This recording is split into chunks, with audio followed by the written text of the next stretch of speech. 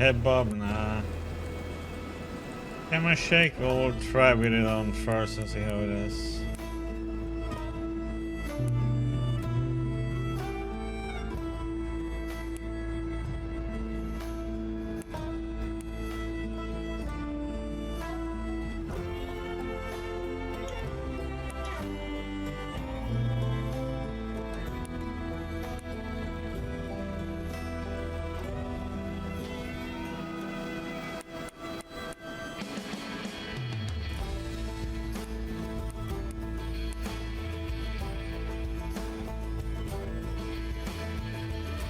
Why doesn't anti-aliasing ever change?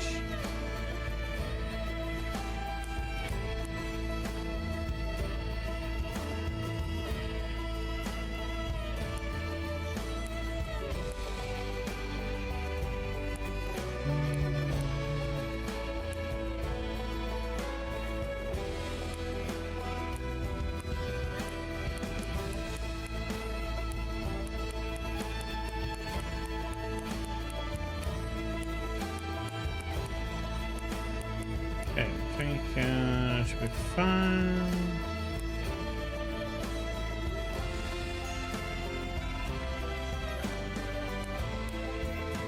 American English by Adam Gold. Canadian French. Okay. That's pretty cool that they actually say who the voice actor is. Who does the narrative. That's the first time I think pretty much see that in the game.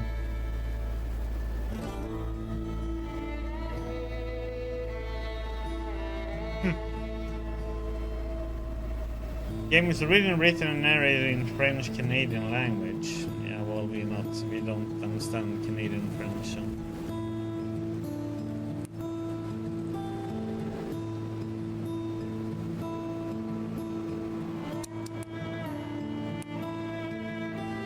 I wonder if I shouldn't play this with mouse and keyboard, or is it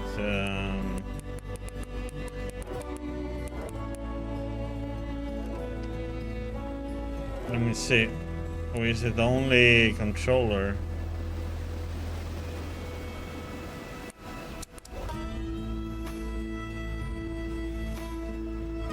$50 field of view? That's pretty narrow, isn't it? What's the max? 80? Let's say 60?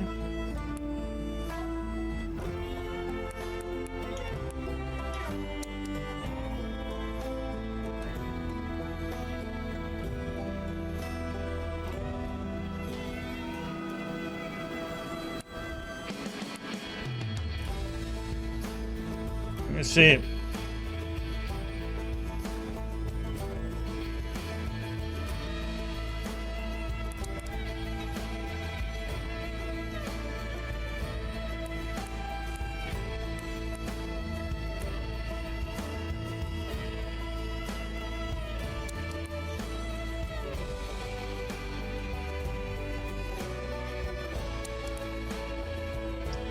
Oh boy.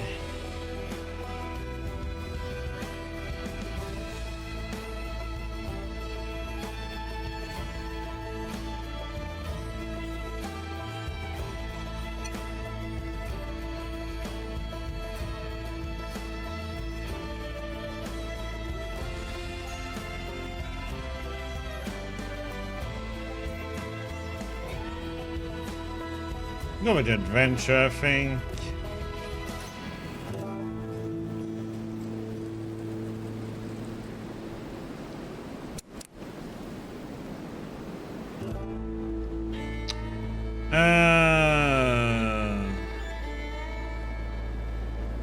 Let's go with full.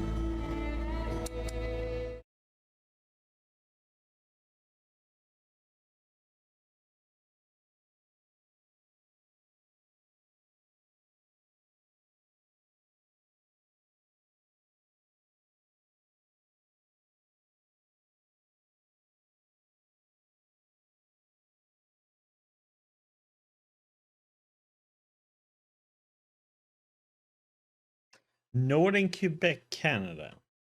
I must must take a moment today to thank the boldness of our government and our shareholders. William Hamilton built his venture on the ashes of the Second World War. The copper mine he envisioned was ransacking the First Nations' ancestral territories, drawing the wrath of the local people. It definitely took nerves of steel to stay the course, despite all this hostility. Before long, in the face of William Hamilton's cold and uncompromising stance, the petitions and peaceful protests turned into sabotage, vandalism, and other criminal acts. The industrialists' private properties also encountered the wrath of the demonstrations. Carl Faubert, a veteran of the Korean War, was hired from Montreal as a private detective to shed some light on this whole thing. But at the end of his long journey to northern Quebec, the detective did not only encounter property damage, he also came face to face with the corpse of William Hamilton. The strangeness only kept building throughout the investigation. A powerful, unseasonable blizzard hit the region. Bodies frozen in unbreakable ice appeared. The local fauna began to act strangely and aggressively. Carl Faubert began to doubt his own sanity. The detective felt the weight of a gaze, as if he were at the mercy of a powerful, feral creature waiting for the right moment to attack. Carl's fear was taking over, overpowering his reason. He was giving in to delirium. In that instant, he thought that the dark waters of the lake might shield him from the shapes that pursued him. From there, he had a renewed hope in civilization, or whatever was left of it.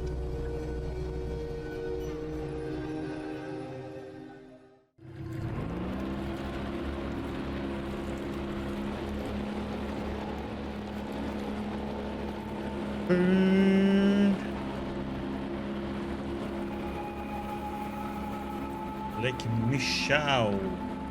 I don't know if I played the first one. Carl knew that on one of these shores stood William Hamilton's lavish mansion. And there, the detective had hopes of finding a way out of the area. A phone, a truck, who knows? Under the luxurious paneling and damask carpets, he might be able to find answers to his questions.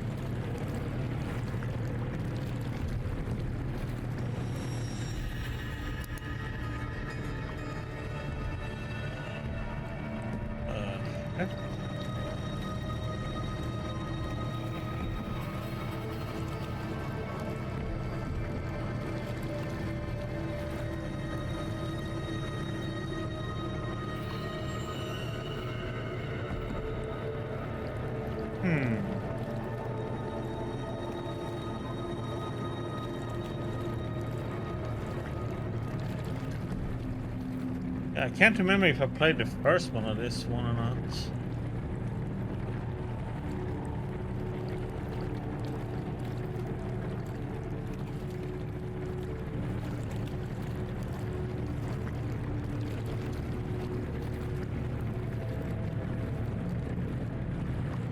Carl saw I don't think I played that one then. Clearly piloted by one of his own. Had he finally made it to civilization?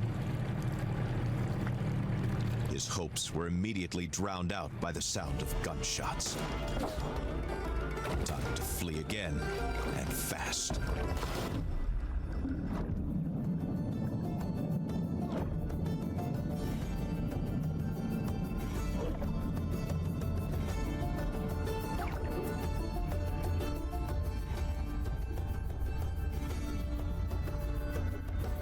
Carl swam without a thought. Yet each stroke was desperate. The icy water and his wounds made him feel weaker and weaker. He had to get to shore.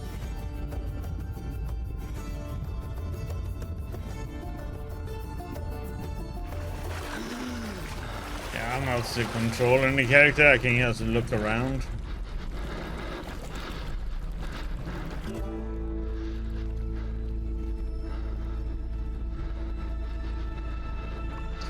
This one is called Kona II Brume.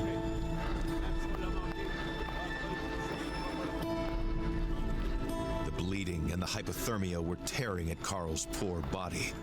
When he finally saw a light in the distance, he was filled with a faint sense of hope. could it be a refuge?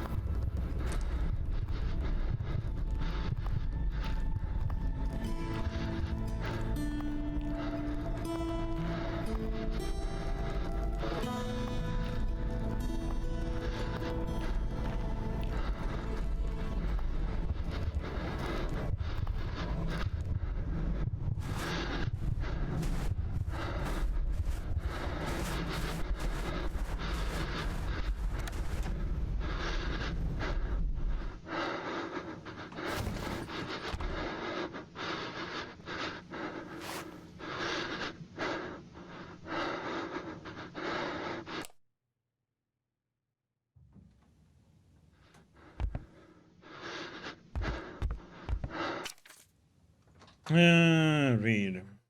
Richard, we missed each other again. I slipped the money under the door. When you finish with the delivery, just leave the key in the gazebo. Same place as usual. Be gone for a few hours, but we'll see you next in front of the checkerboard. Be prepared to get your ass kicked.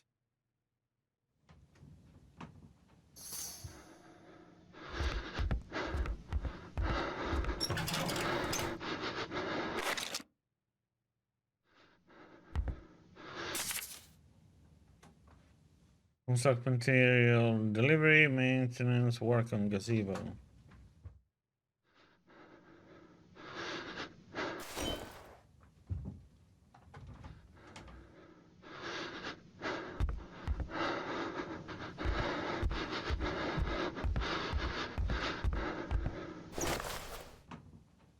Batteries.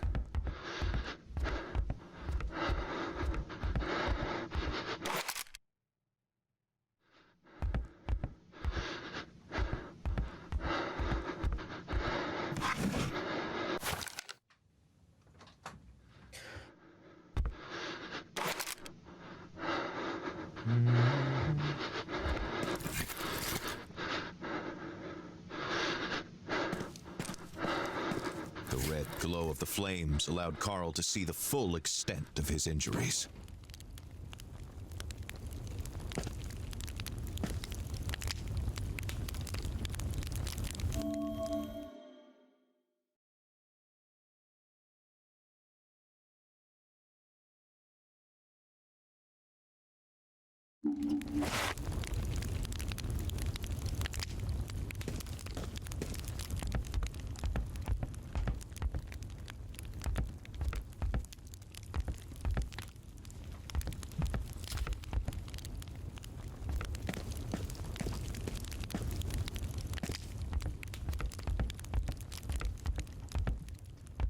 That's right.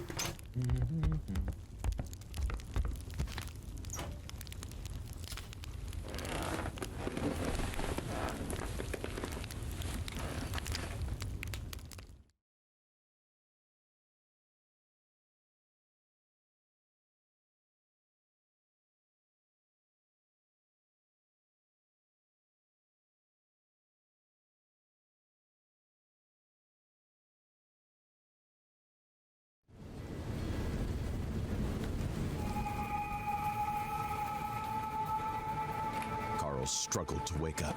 His makeshift bandages offered him little time. If he wanted to find the truth, he had to get to Hamilton Manor without delay.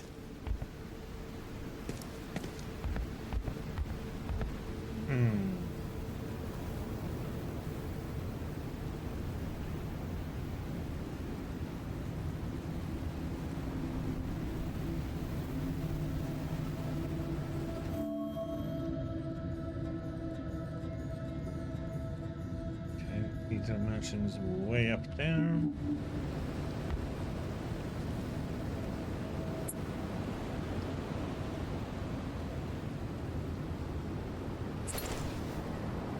The starting point of his investigation was to take inventory of his working tools.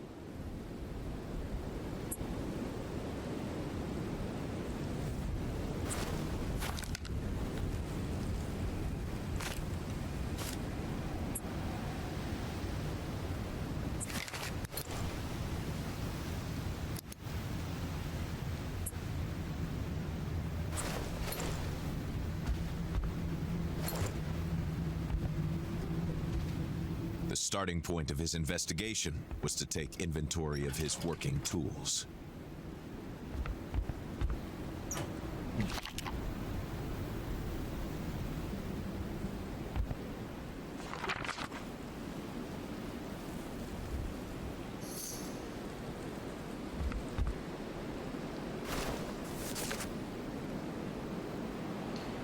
Lake Mishaau managed to get on a boat and escape from the beast on Lake Mishaau.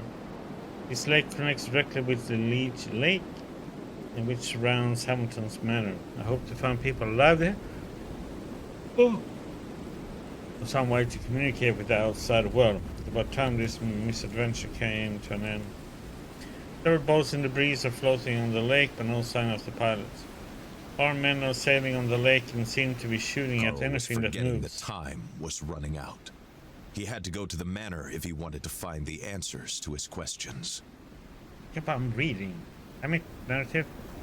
Armed men are sailing on the lake and seem to be shooting at anything that moves. Who are they? Did they shoot the others? I had to run away and leave all my equipment behind. Who can I trust now?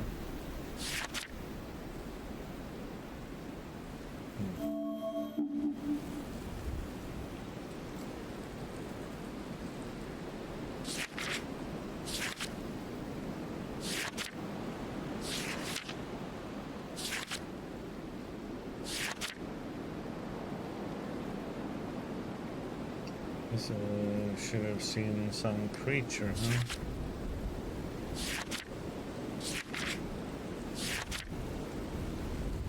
Whoever found this notebook, please note that since I lost my first job, I had to draw on my foggy memory to write the notes summarizing my first day in Manastan. The essentials are there, but be warned that this is no simple story. October 5, 1970. Year I was born. I left Montreal in response to a call from William Hamilton, a wealthy copper mine owner who complained of vandalism on his properties near Lake Mistassini, 800 kilometers to the north. The road was long but beautiful, with large forests and plenty of lakes and rivers running along it. Nice change of scenery for a city dweller. Near destination, the main road was closed, but after 8 hours of driving, that wasn't going to stop me. I broke the lock and continued on my way. I narrowly avoided a car zigzagging in the opposite direction. The encounter pushed us both off the road and I passed out. When I woke up, Manastan was now under several inches of snow. Another car was nearby, but its driver had disappeared.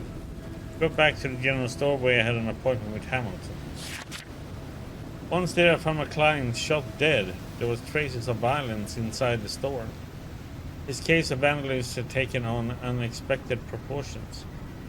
William Hamilton was not particularly well liked by the locals. His copper mines were widely contested by the priests and environmentalists in the province. But who could hate him enough to commit his crimes? Welcome back to you. My investigation led me to discover the buried body of Laura, a young woman from the area.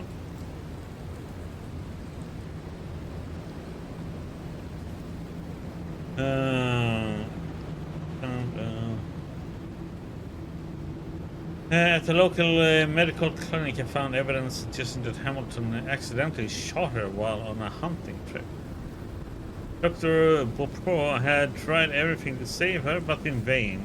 He witnessed a plot to cover up the incident, which infuriated him.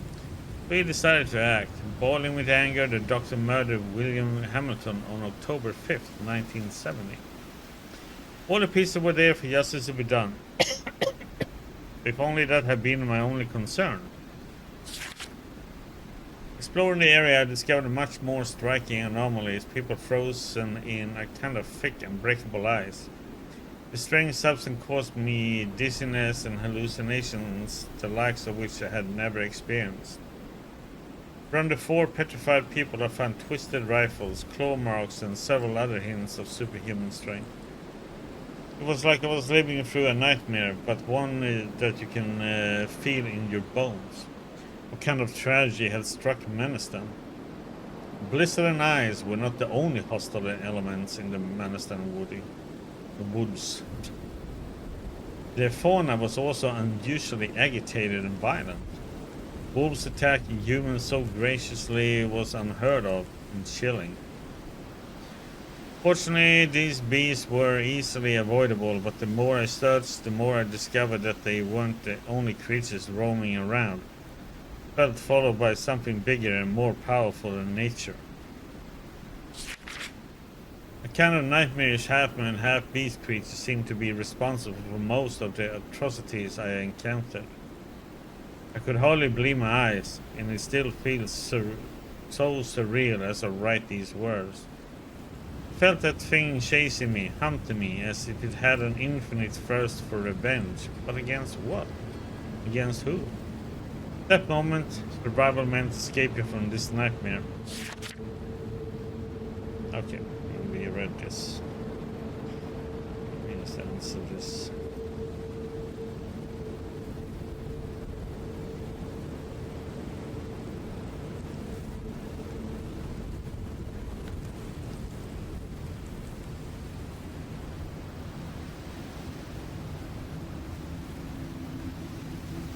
Hey.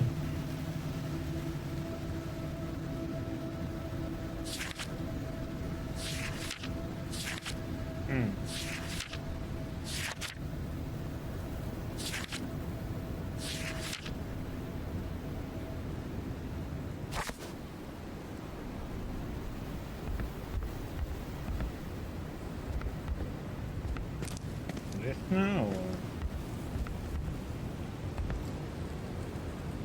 read that one. Can I leave now? Oh. Blind. Carl left his refuge, knowing that he was headed to a more comfortable, but otherwise ominous place. Hamilton's mansion.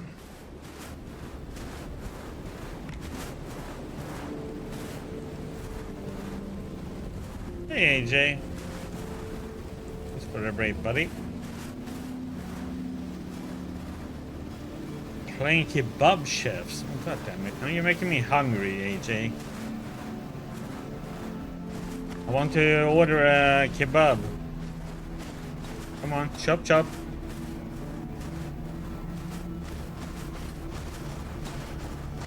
Hey, CJ.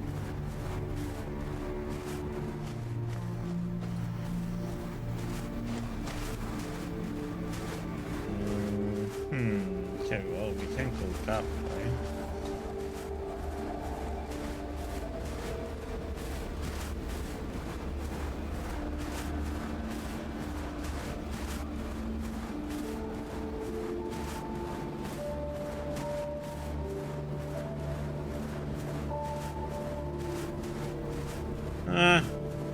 Tired and worn out today. How you doing, AJ?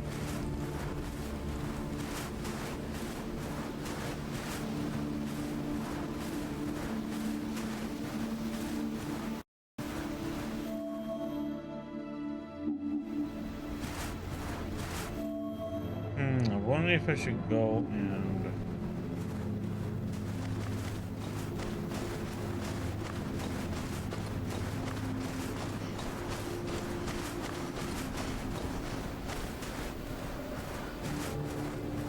Well, we have started this game, so not very far into it.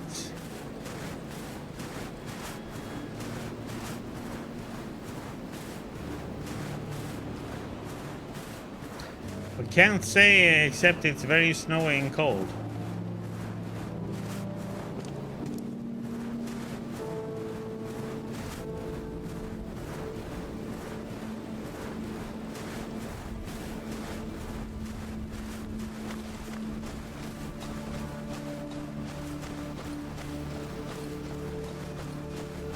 Yeah, I know CJ misses the snow.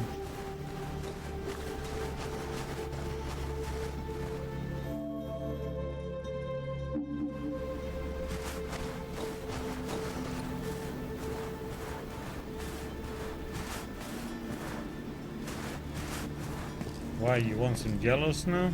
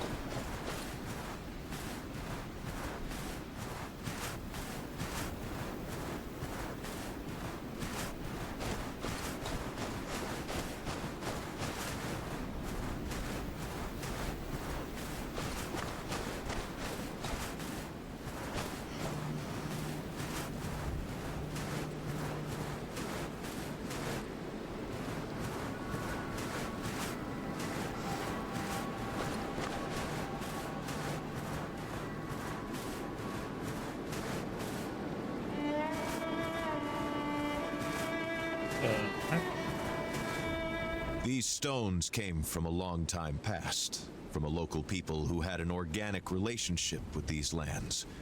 Carl felt somewhat reassured by the construction.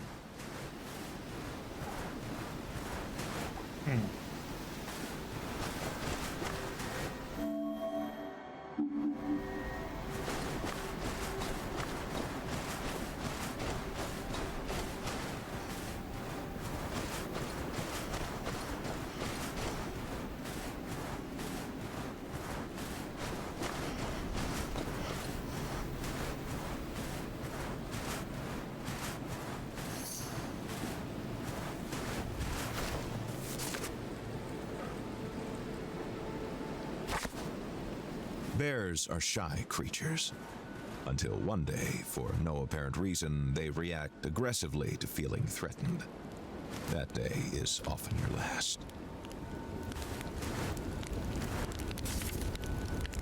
22nd September, arrival at Manor, no travel. Ham in his office until 3 a.m. September 23rd, Chuck returns from fenced area, 3 guards the gatehouse, perimeter rounds at 1:15, 3:10 p.m. and 5:15 p.m. Lots of movement of equipment, abnormal, Ham not present, state of Manor. 25th September, Ham did not move from the Manor. Ill? 28th of September, D-Day, tonight, Chuck, me +4.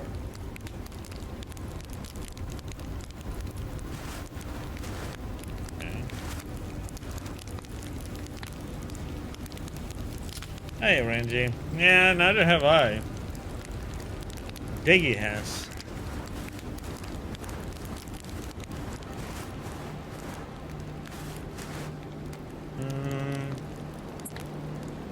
We're supposed to...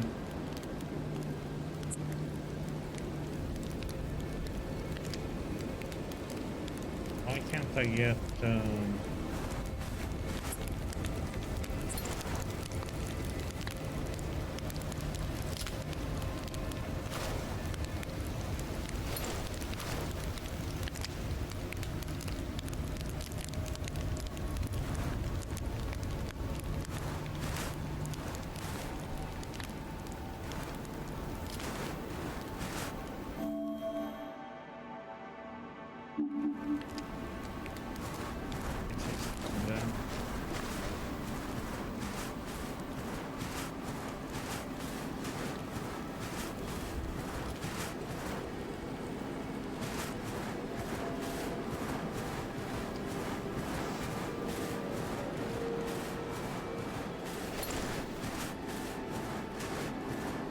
Out of all of the animals in Quebec's fauna, the wolf was perhaps Carl Faubert's favorite. Its nobility and beauty were matched only by its ferocity and intelligence.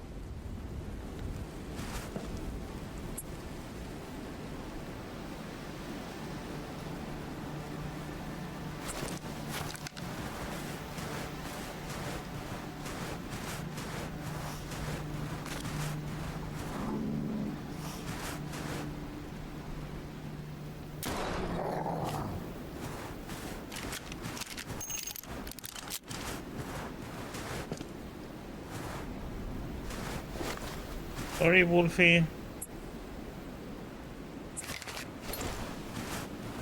was you or me.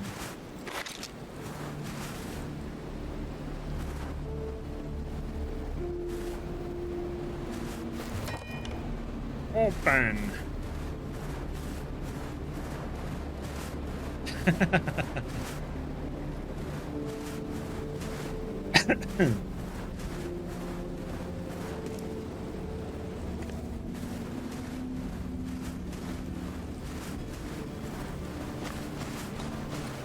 The ice looked recent. Better not test it.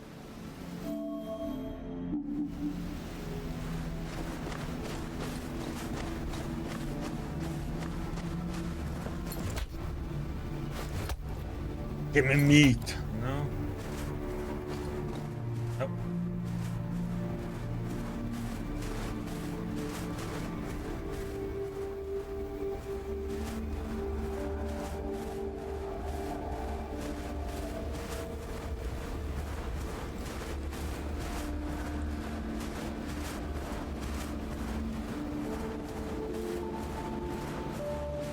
Hey now.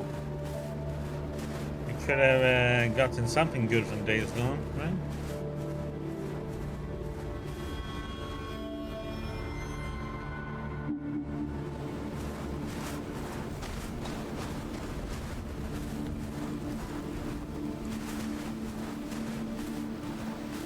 Carl tried to put the horror into perspective. Accidents happen, and in the inhospitable far north, it happens more often than not. Nevertheless, a feeling of déjà vu stayed with him, as if the carnage was not over.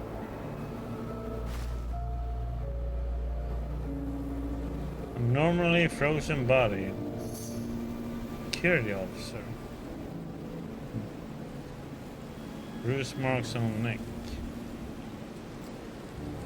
Frozen watch, October 4th, 1720. Hand-drawn The map. plan suggested that a package had to be retrieved not far away. Carl had to keep his eyes open.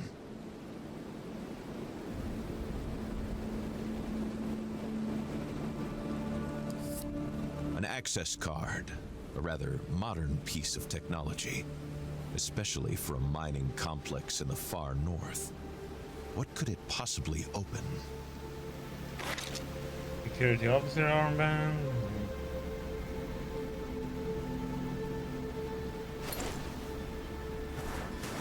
Light machine gun. Powerful force that made it unusable. Eh.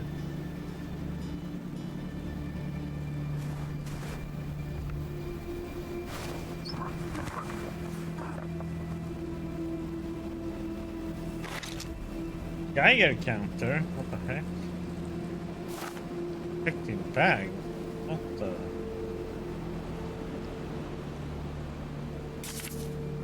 What were these mysterious fragments? And why was there a warning about the Brume? This letter raised more questions than it answered for the detective. Huh. Okay.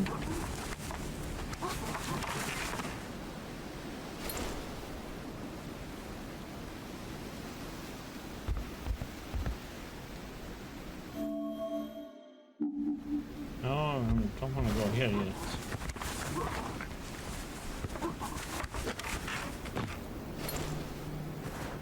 Well, I was talking about 1970 before, so...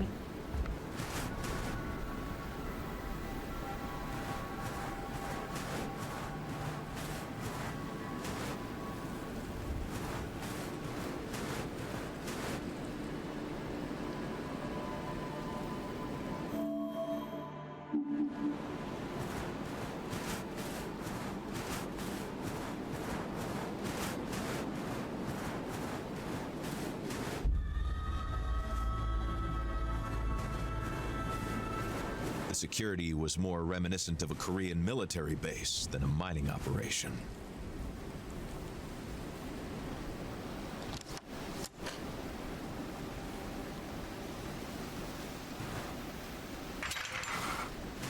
I was like, am I gonna get an open prompt? No, I had to walk just right into the door.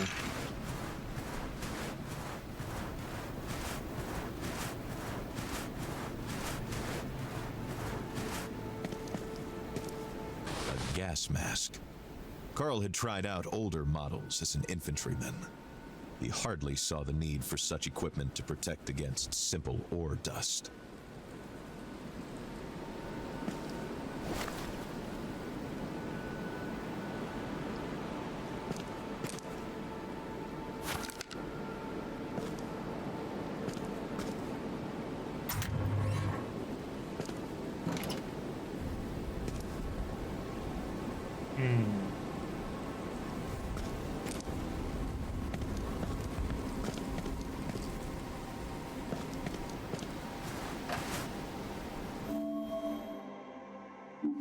Well, whatever they was supposed to come and get here, there's nothing left here.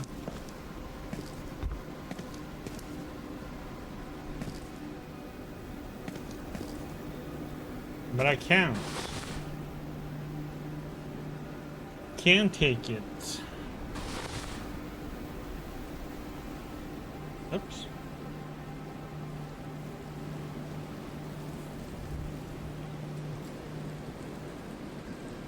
Second, I need to.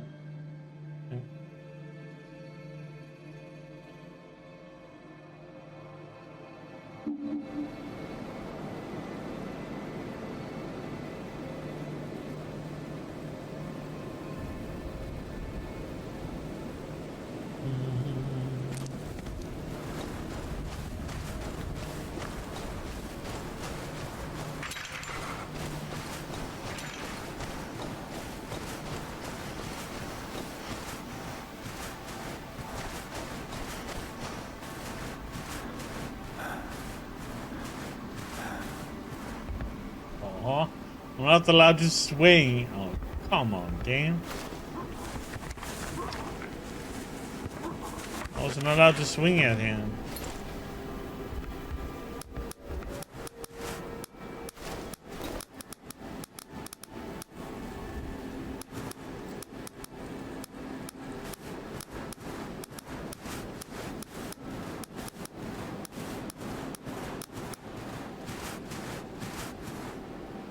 Black crowberry has long been a part of the diet of the Innu of Quebec, who consumed it to protect themselves from the cold.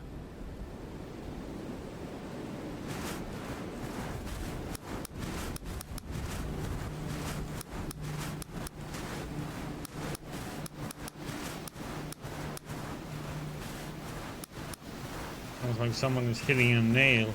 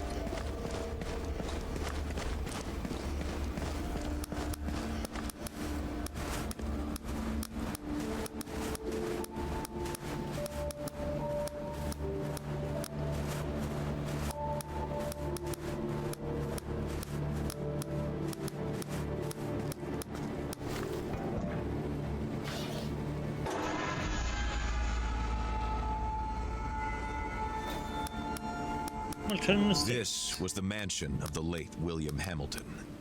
No doubt about it. There was no other rich industrialist in the area to have a sumptuous mansion built in the middle of nowhere.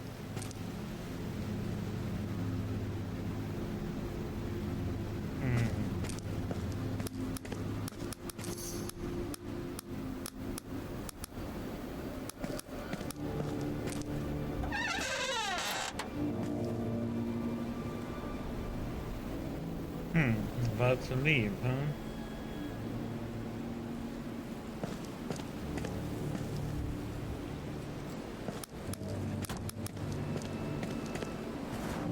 OMC assassin.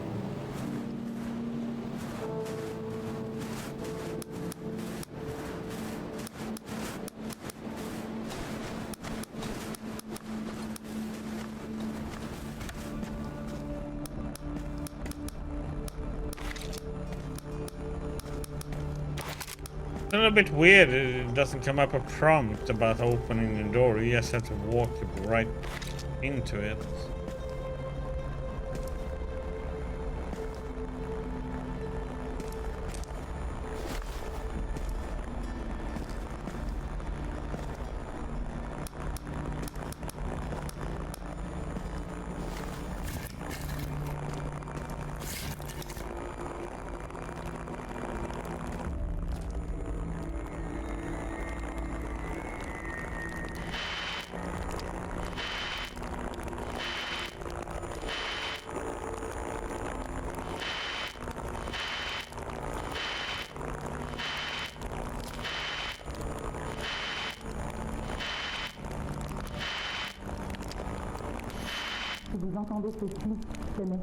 Yeah, this message is crucial. Find a place to take cover. Only go outside as a last resort. You must go out, take weapons with you, and beware anyone within affiliation to the Hamilton Mining Corporation. Stay as far away from the wildlife as possible. The animals are becoming extremely aggressive. Repeat, stay away from the animals, and beware anyone affiliated with the HMC.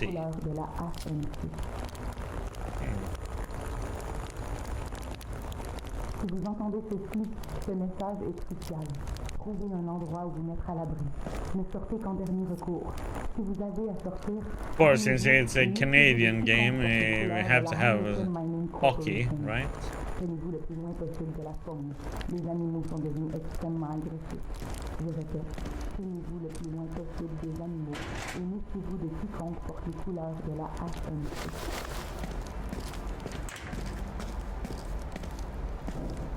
Oh, god damn it.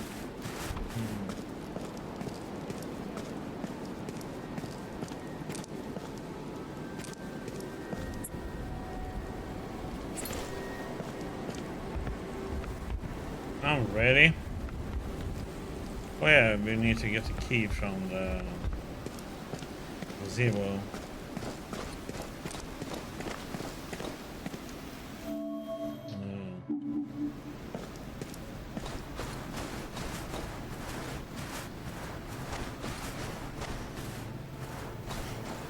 This letter, found in the cabin, mentioned the gazebo. The key to the mansion would likely be there.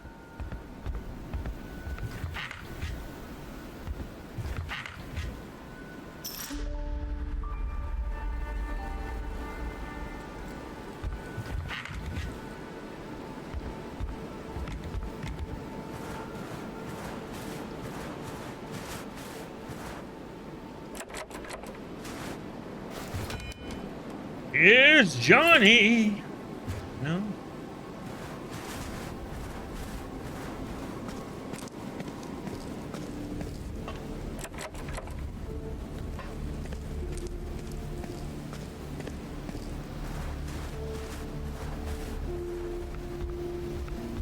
And I wish there was a game that I could do that.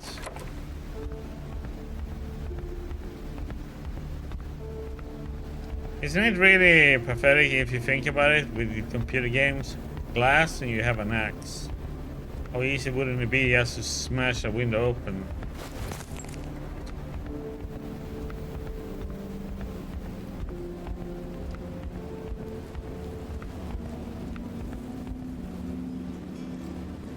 All these bulletproof windows.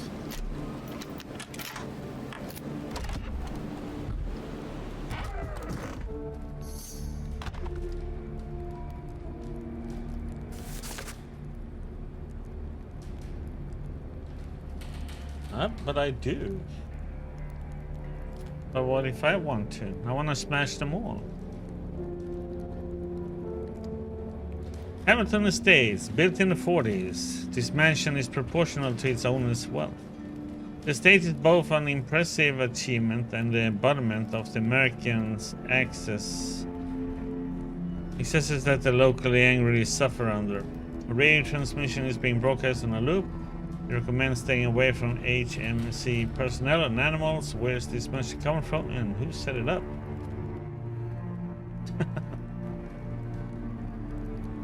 Sure we do. We want to have a welcome party, you know? Housewarming party. A lot of personal effects have been abandoned here if everyone had left at the same time. Something bad went down in this place. Several people fled the mansion in a hurry. I wonder if I'm supposed to have taken a picture of these. Yeah, I think I'm supposed to have taken a picture of all these things. I don't know if I can go back and do it.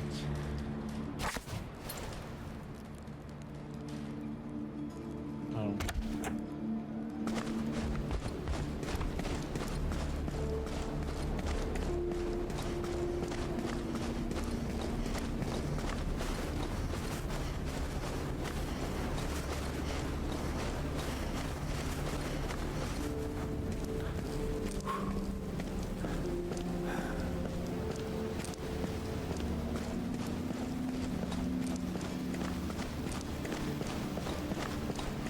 Or, you know what?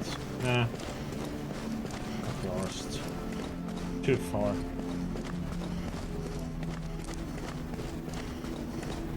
I should think about it going ahead though. Well, why can't I get the journal up now? So...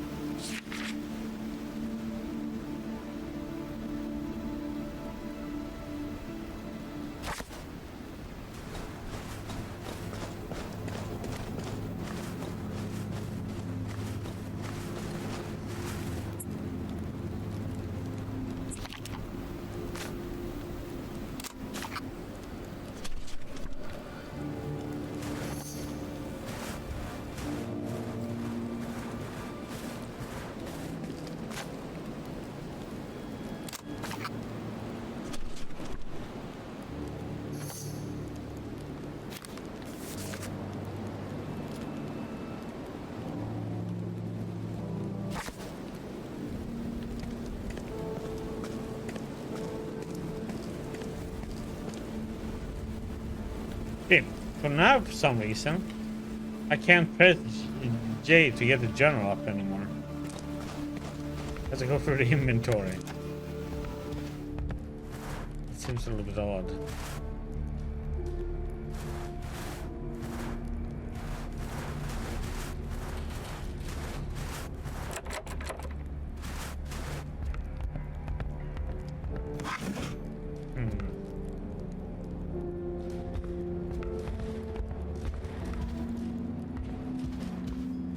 Apple and the fruit looks so fresh.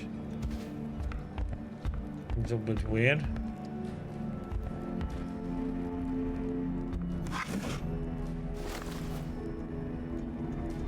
Failed invasion of Quebec in 1775 during the American War of Independence.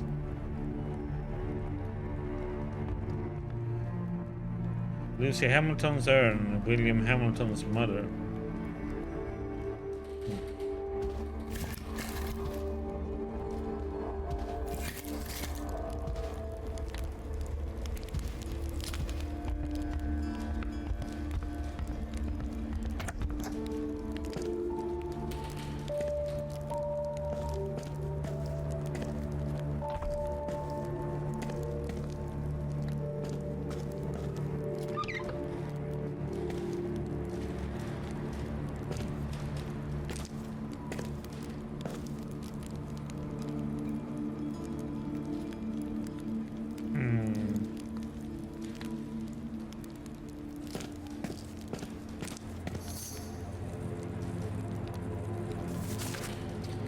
There's signs of violence everywhere. Blood on the counter in the kitchen. Added to the mayhem was violence. Carl understood that a tragedy had occurred here.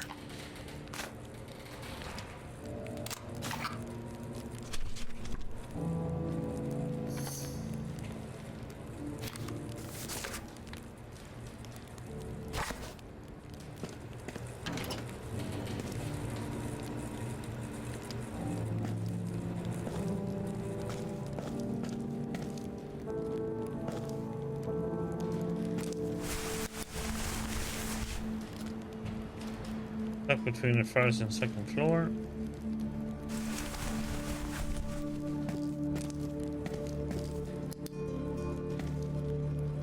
Missed appointments. Crosswords. Carl was overcome with a strange emotion. The crossword puzzle was in French, so he guessed it was the work of a Hamilton employee and not Hamilton himself. Okay, people, it's time to brush up on your French. We're gonna solve it.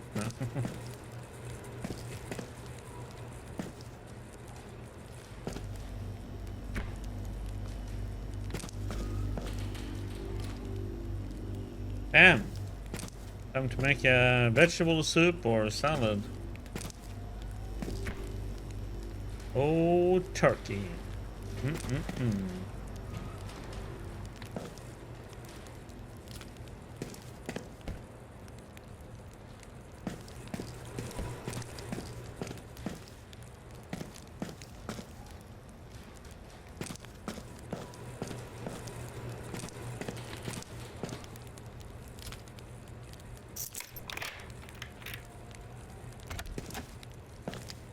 And now we can get out that way if we need to. Or in, I guess.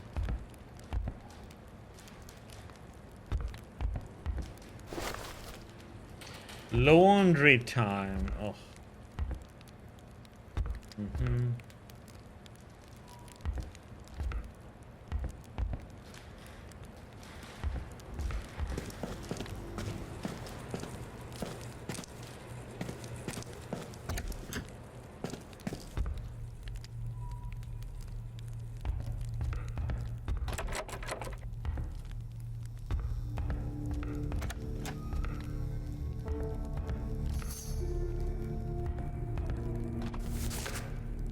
Barricaded in a hallway, bullet holes in the wall.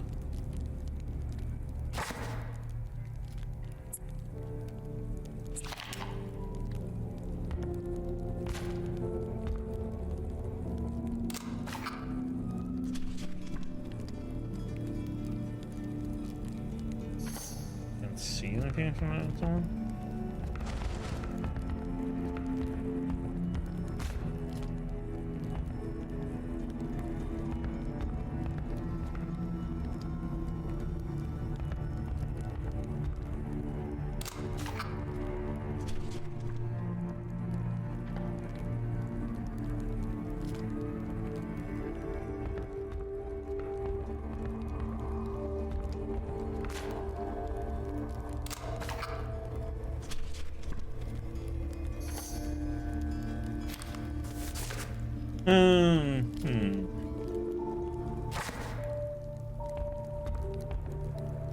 From a simple case of vandalism to a mysterious murder, Carl found himself right in the middle of a battlefield.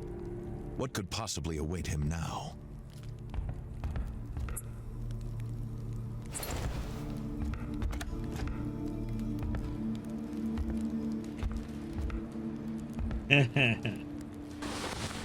Jolly Shimp.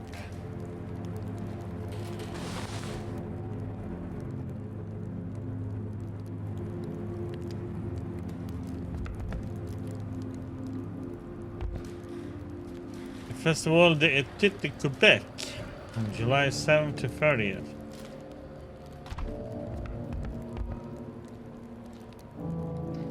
Classical 401.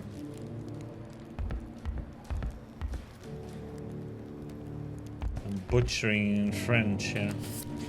Les Classels. Rock and roll Quebec band.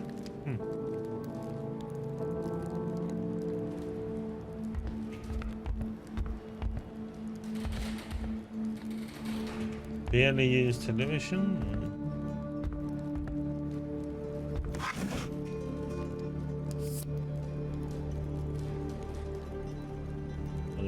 Hockey card.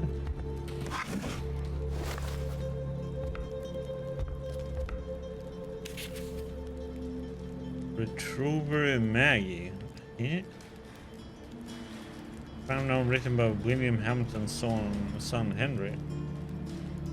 From the best-selling author of The Ice-Hearted Man and Caribou Oedipus.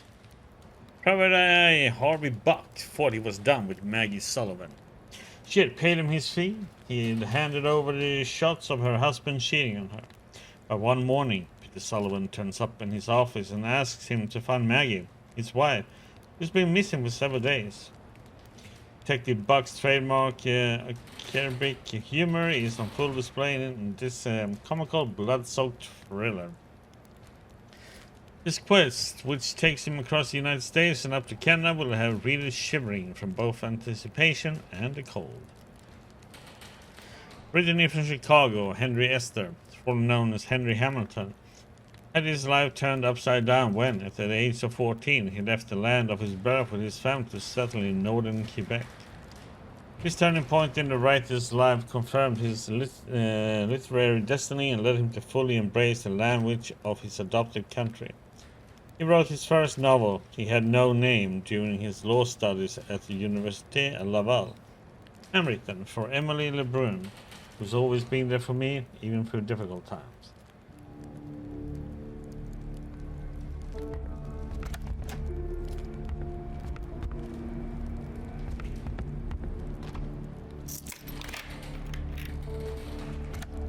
Let the bright. Walking into the light.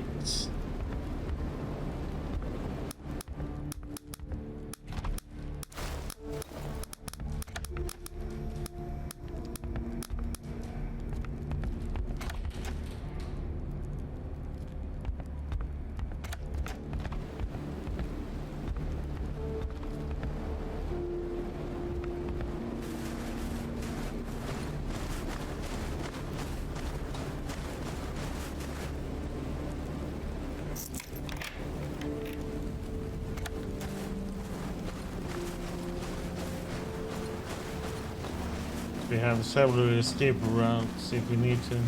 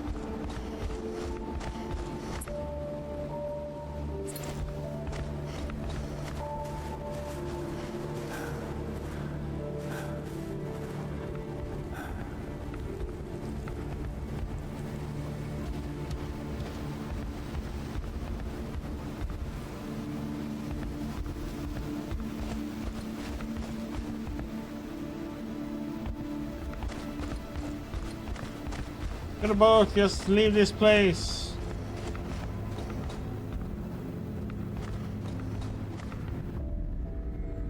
Requires fuel.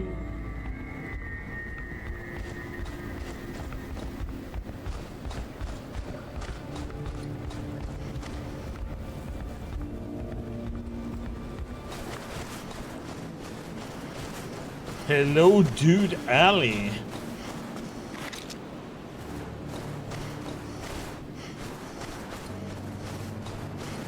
What are you doing up this late, Ollie?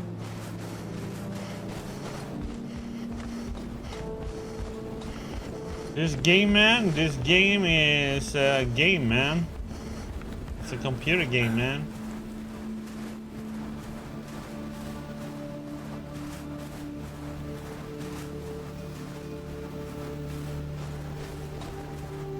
sleeping at night, you know?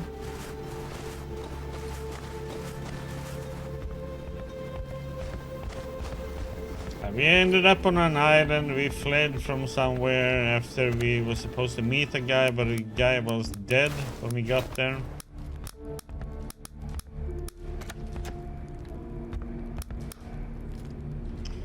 Then we fled, and then we went on a boat, and then we got shot at, and we fled into the water, and we ended up on this place. And then we in a cabin, we slept there for a day, and then we walked through the snow, encountered some weird stuff, and then we ended up at this house. Who is the deceased person's house? Maybe trying to find out what the wild hunt, witchy free. Yeah.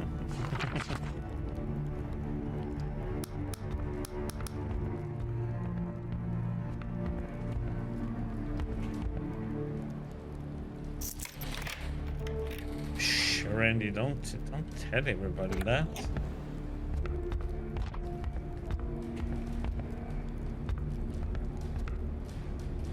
Record bookends. Music album by Simon Garfunkel, American. Oh, Simon Garfunkel. Bookends theme. Say the life of my child. America. Overs. Voices of old people or friends. Bookend theme. Faking it. Monkey's Dilemma, Mr. Robinson, a hazy shade of winter at the zoo. That's a good album. Whitey's inching towards the field.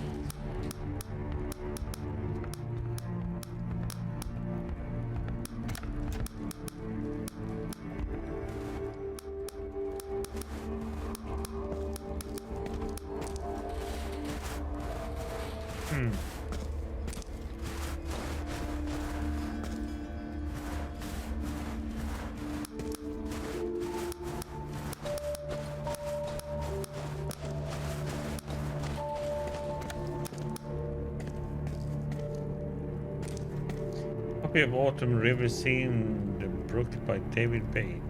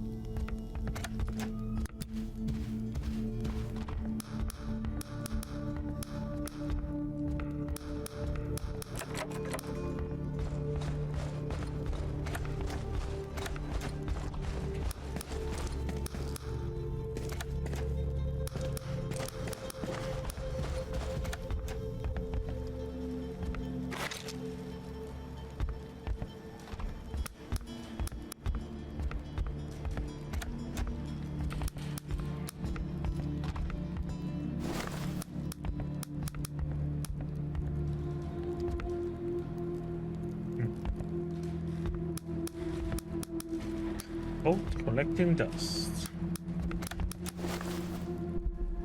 Carl could feel his muscles weakening, his breath wheezing, his body going numb. What was happening to him?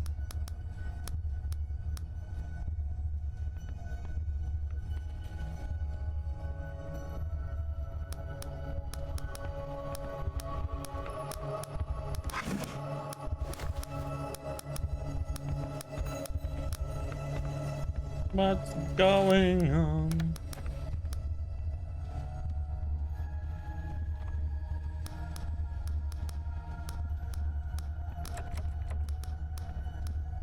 floor was rocking. The walls seemed to be running from Carl's hands as he tried to steady himself. Something was not right. Carl's thoughts were twisting in his head, making him dizzy.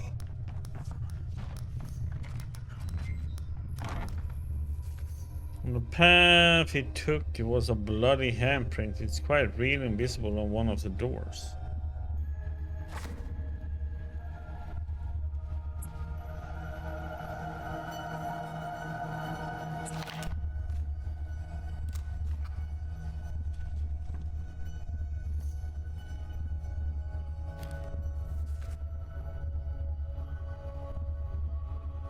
In one of the hollow demands in the radiation detector was triggered, and I suffered a diffy spell followed by various hallucinations. During that brief moments of delirium, I saw a clearly frightened man running from one room to another.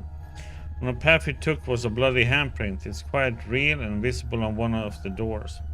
My detective is leading me further on the other side. I should be careful.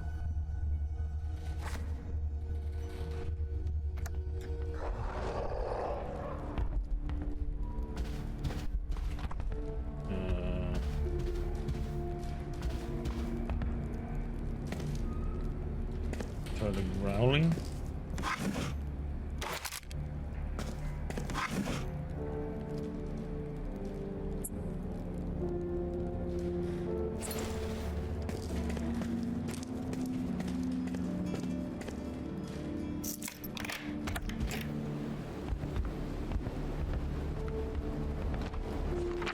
George Orwell, 1984. Big brother is watching you.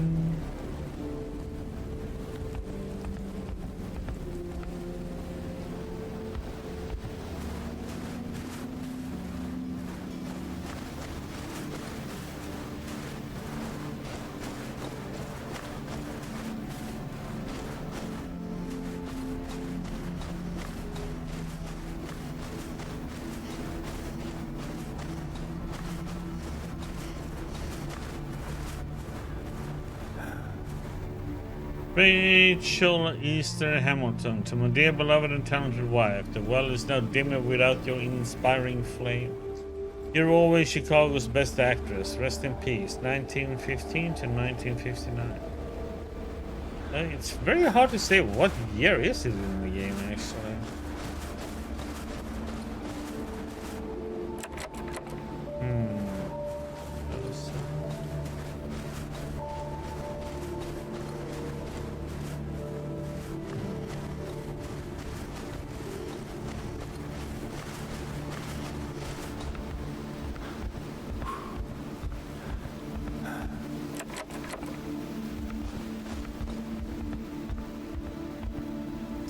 Canadian coin worth 25 cents. Woohoo, we are rich!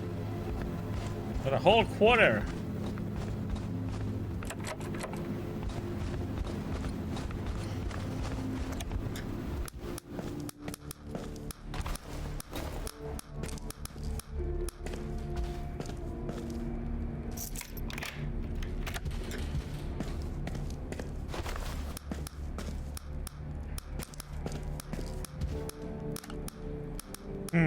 Cup of tea with lipstick on its rim.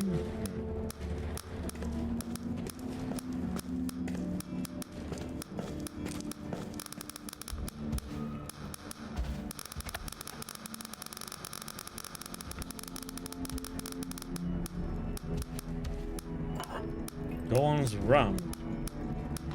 Time to get drunk. Nearly pure alcohol.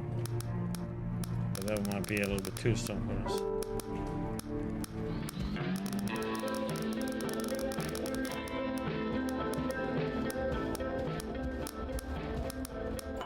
Lemieux Silver Absinthe. Oh, holy crap. More strong alcohol and Borarki 255 vodka. Baltic Cuban vodka.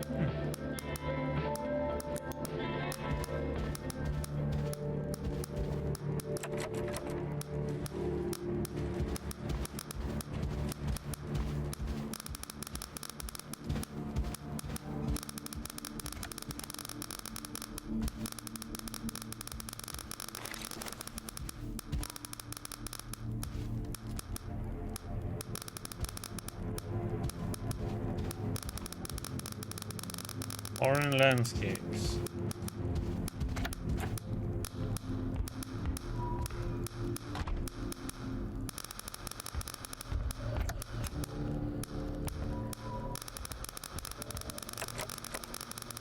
Special key required.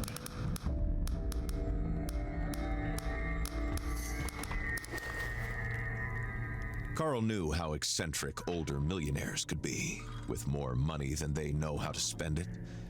But never could he have imagined such a sophisticated puzzle.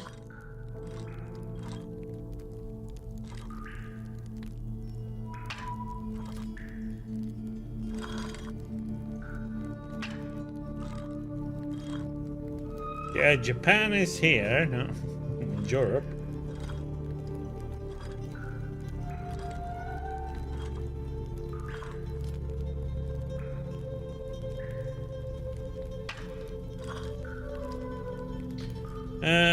Or are we? Oh no, we're supposed to do America, aren't we? Yeah.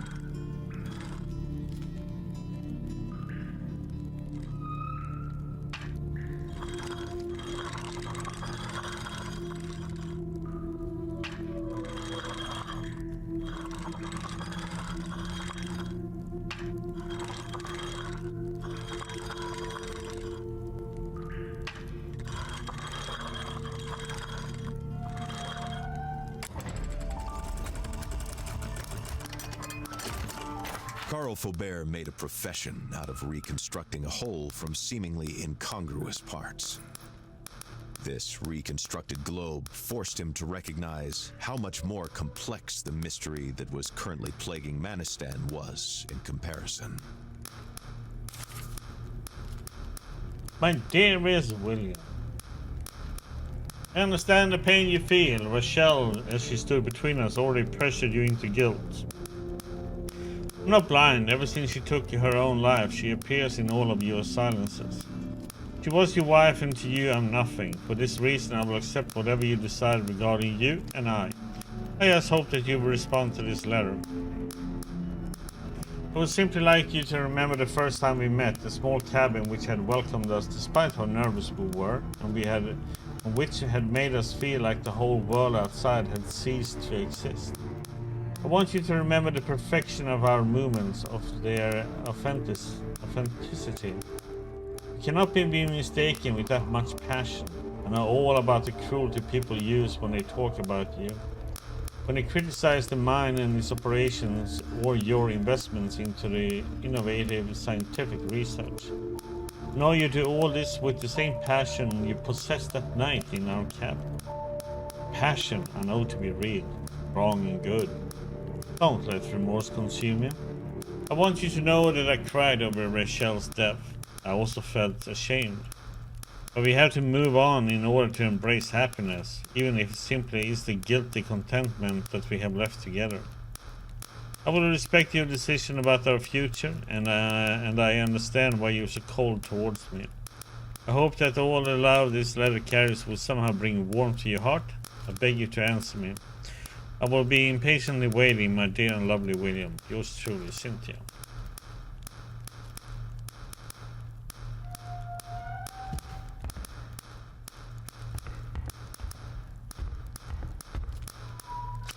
Medicine book. To my American friend, if I cannot get you to rest, let's at least get you to learn something new. Warm regards, Dr. Claude Beaupuy.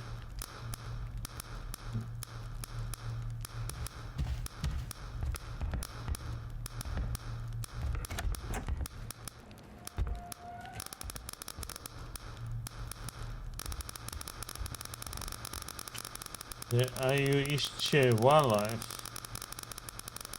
Back fauna.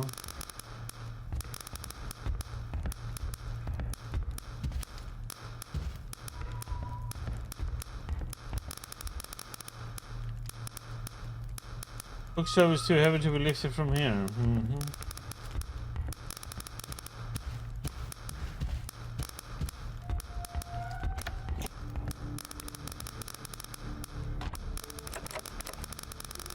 Okay. That was not the key we got.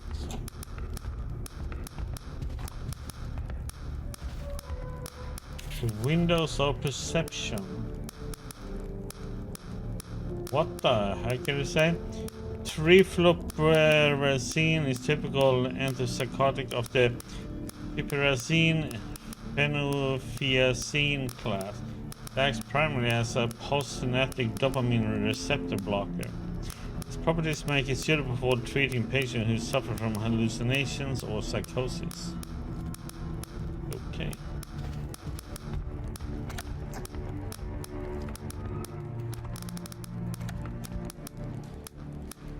There is a bear. Hello? No signal.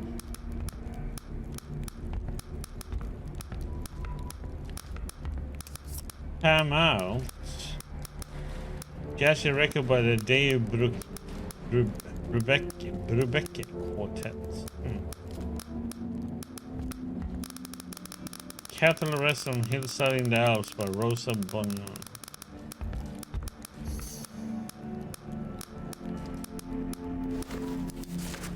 Hole in a window suggests that it was broken by a projectile.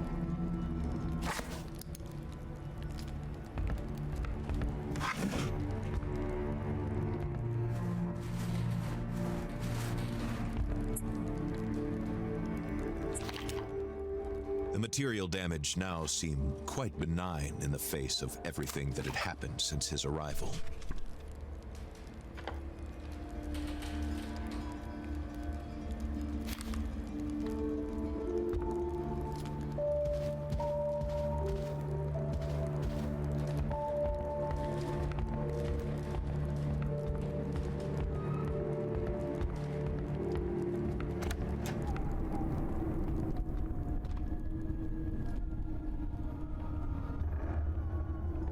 Heck?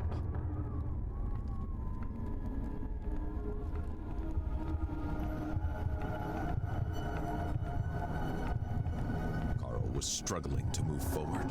His feet could hardly find their way in front of him. He doesn't know which way he came from or the way he's going. Everything seems to be going in a circle, a spiral carrying him. He doesn't know where or how.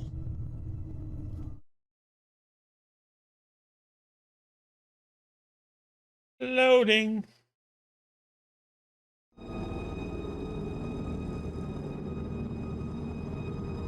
Carl suddenly feels like he's waking up, but inside the dream.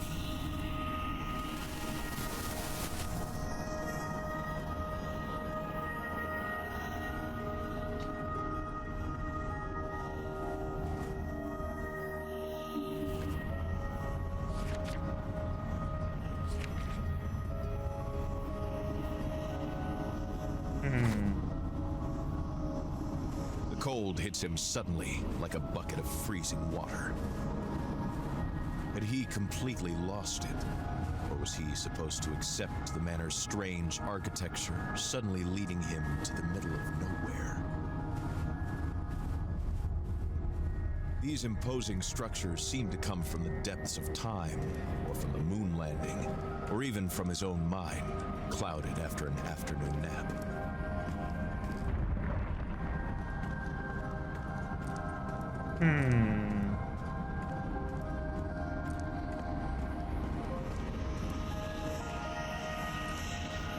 How the heck should I know what this should be?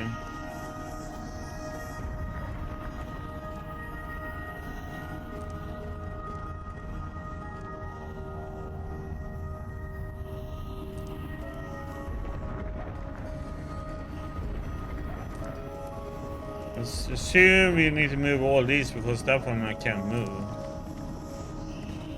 The detective had no idea how it worked, but the stones seemed to slide on the rails smoothly as soon as the totem pole was rotated.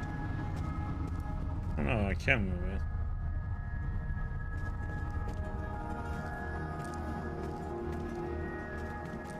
Wonder if they are, can they be turned towards...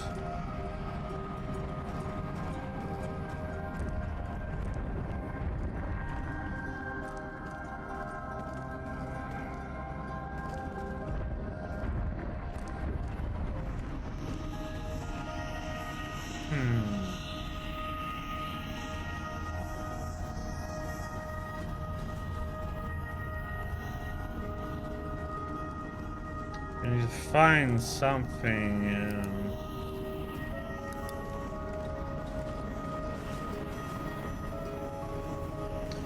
So somehow with this, there's a red one here. Green over there, okay. So green,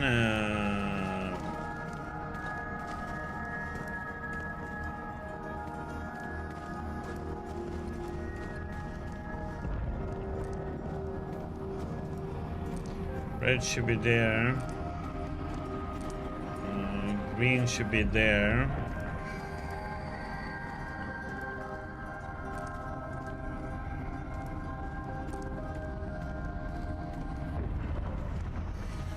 Okay, so that one is in the right spot. And we just need to find, okay, this one we can brute force them. He did not know how or why, but Carl sensed that something in this game had been completed, and now they wanted to lead him to this cabin. That's what the green meant. The green would supposed to be there, and the red one was to be here. Then, luckily, that one was in the correct spot. I wonder if there's a blue face in there. This is the white one, then. Yeah, white face, and then there should be a blue one.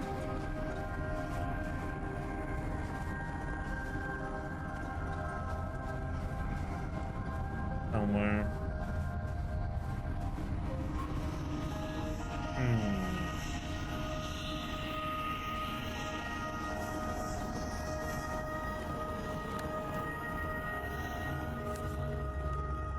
We'll be back soon, we'll be back soon, we'll be back soon, we'll be back soon, we'll be back soon. Do you hear that? We'll be back soon.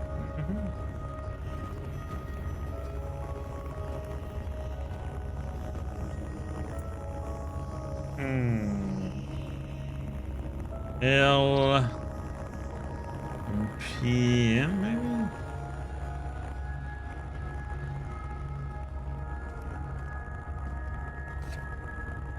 Woman's face.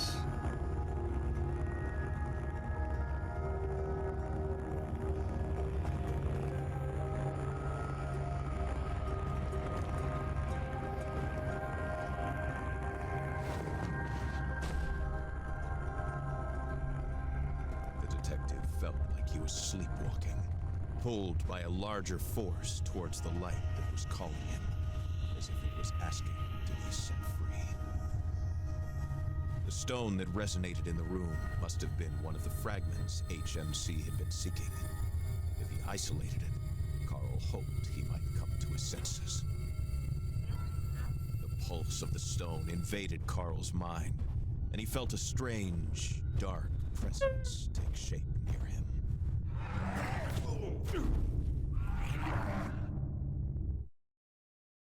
I wasn't even allowed to run.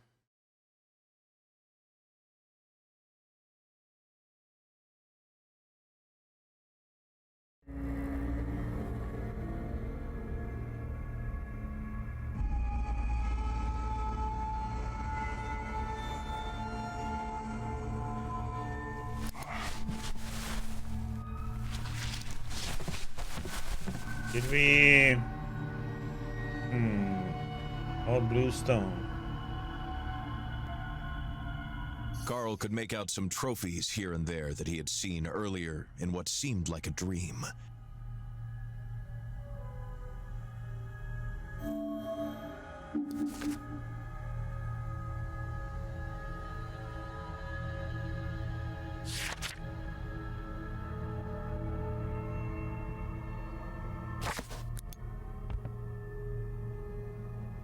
Did we just make out with the stuffed bear and trophies?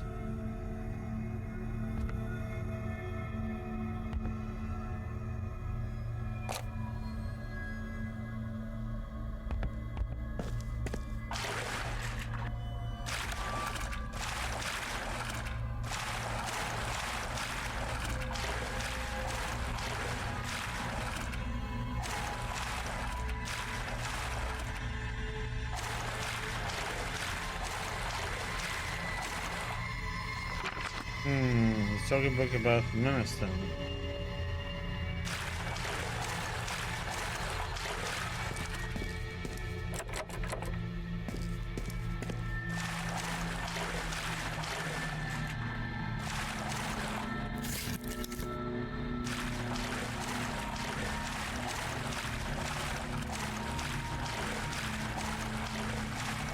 What are we gonna burn?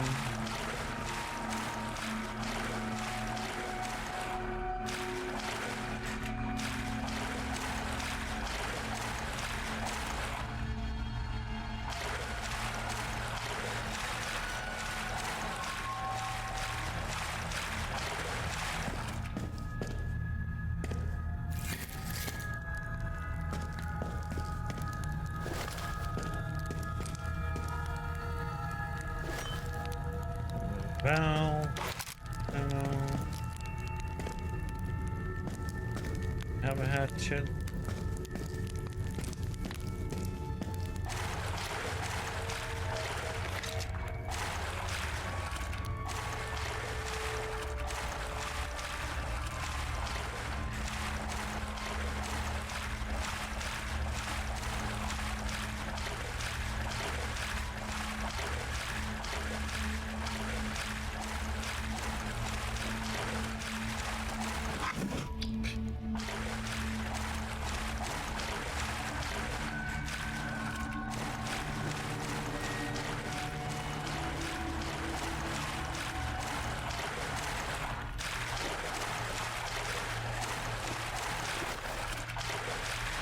The heavy steam made it impossible to get to the staircase. There had to be another way.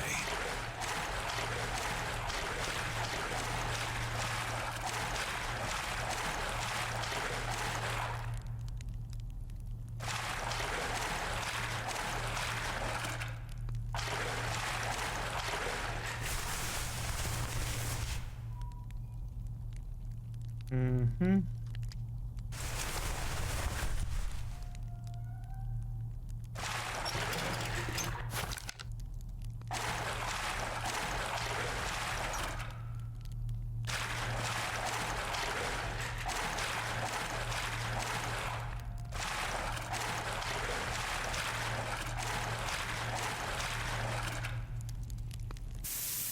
The whistle slowly dying down like a kettle going out meant only one thing for Carl. Mission accomplished.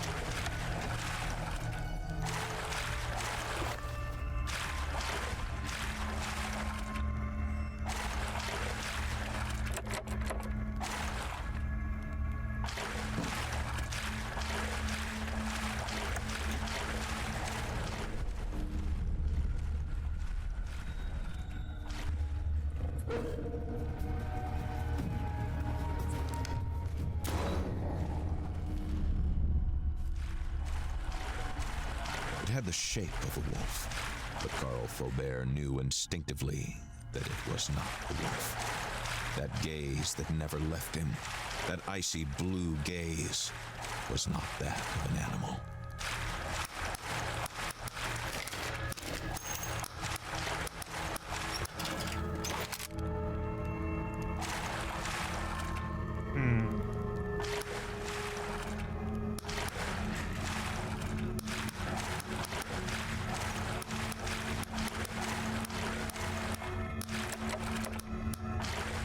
Key?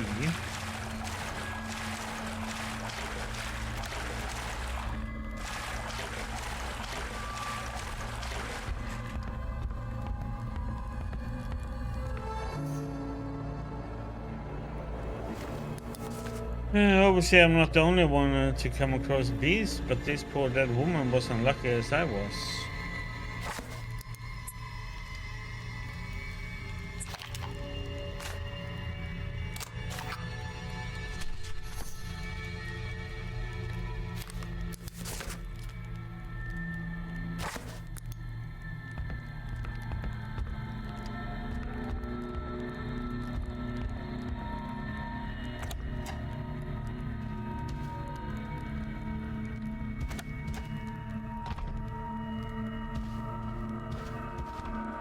Okay.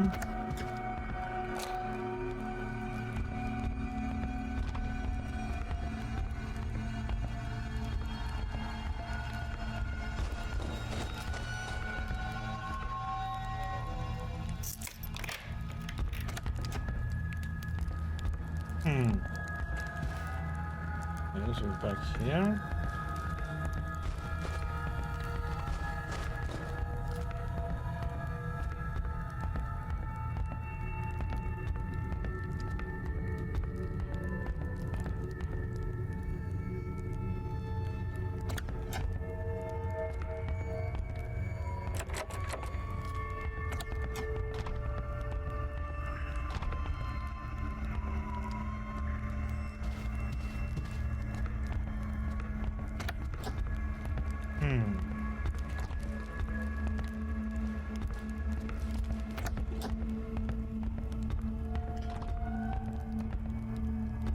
There's a stairwell up here, but up on the side. Oh, I should actually move now.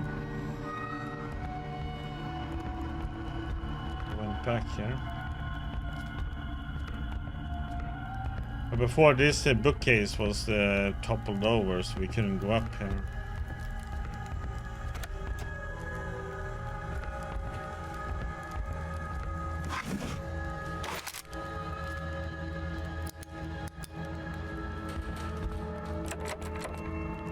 Locked from the other side.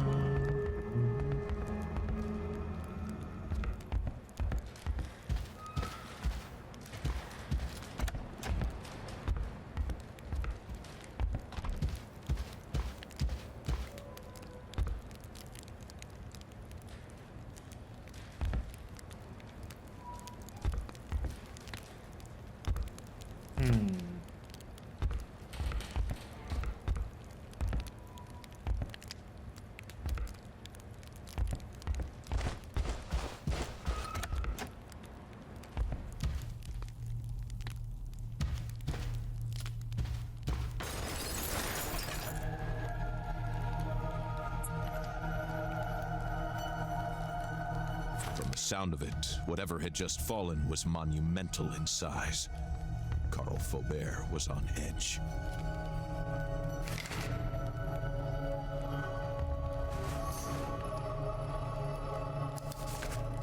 Found another victim facing terror, possibly one of his servants.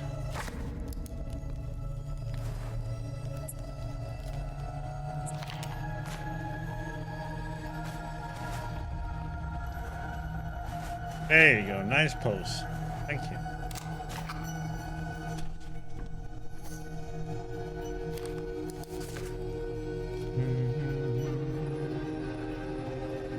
He's Emily LeBron, 61 years old, and a tenant at the manor. Was the one lady that was killed in the... This one is frozen, yeah.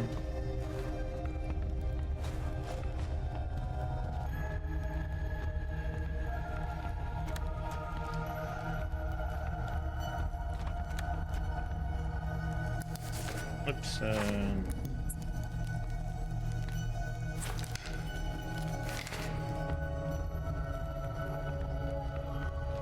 As he approached this room, Carl again felt an unpleasant sensation of energy, as if his entire being was bubbling on a molecular level. yeah, but I can't go in there.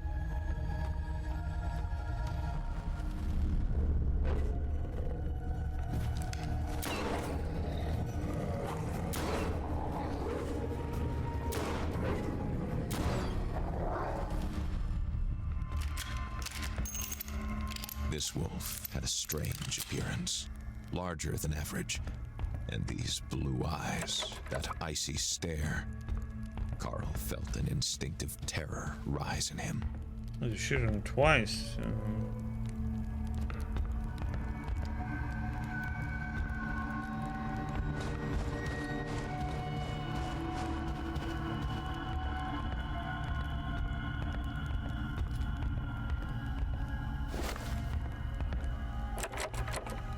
From the other side.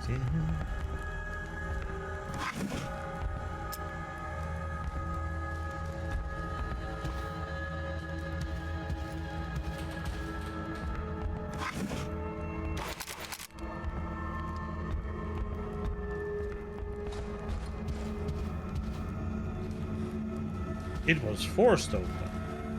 Or stuck in it.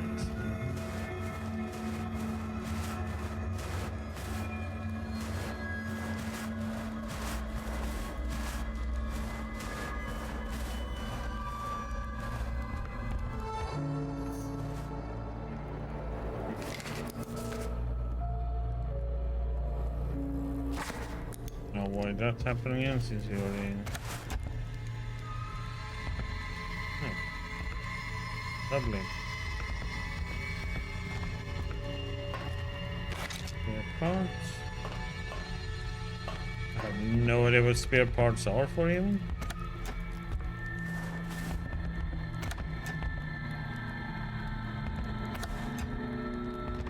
That was dead then. Question if we should go down over there.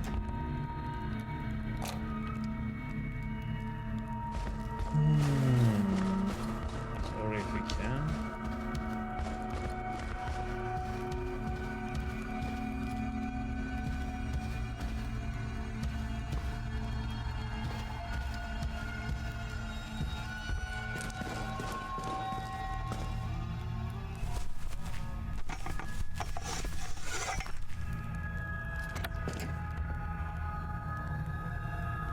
Back there.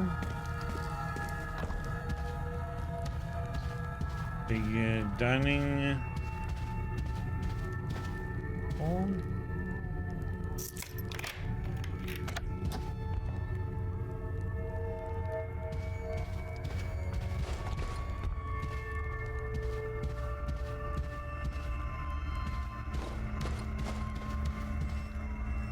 So locking it up to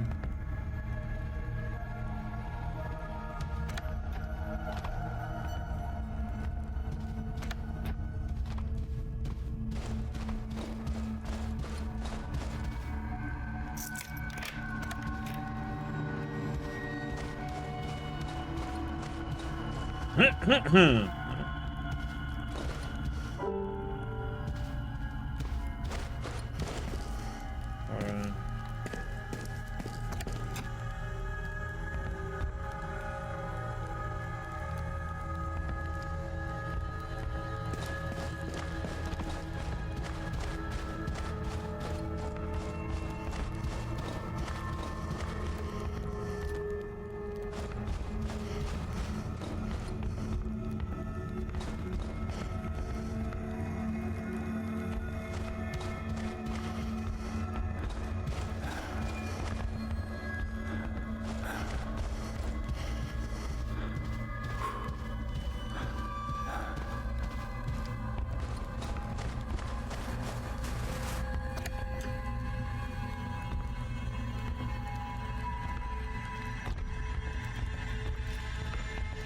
Walked in.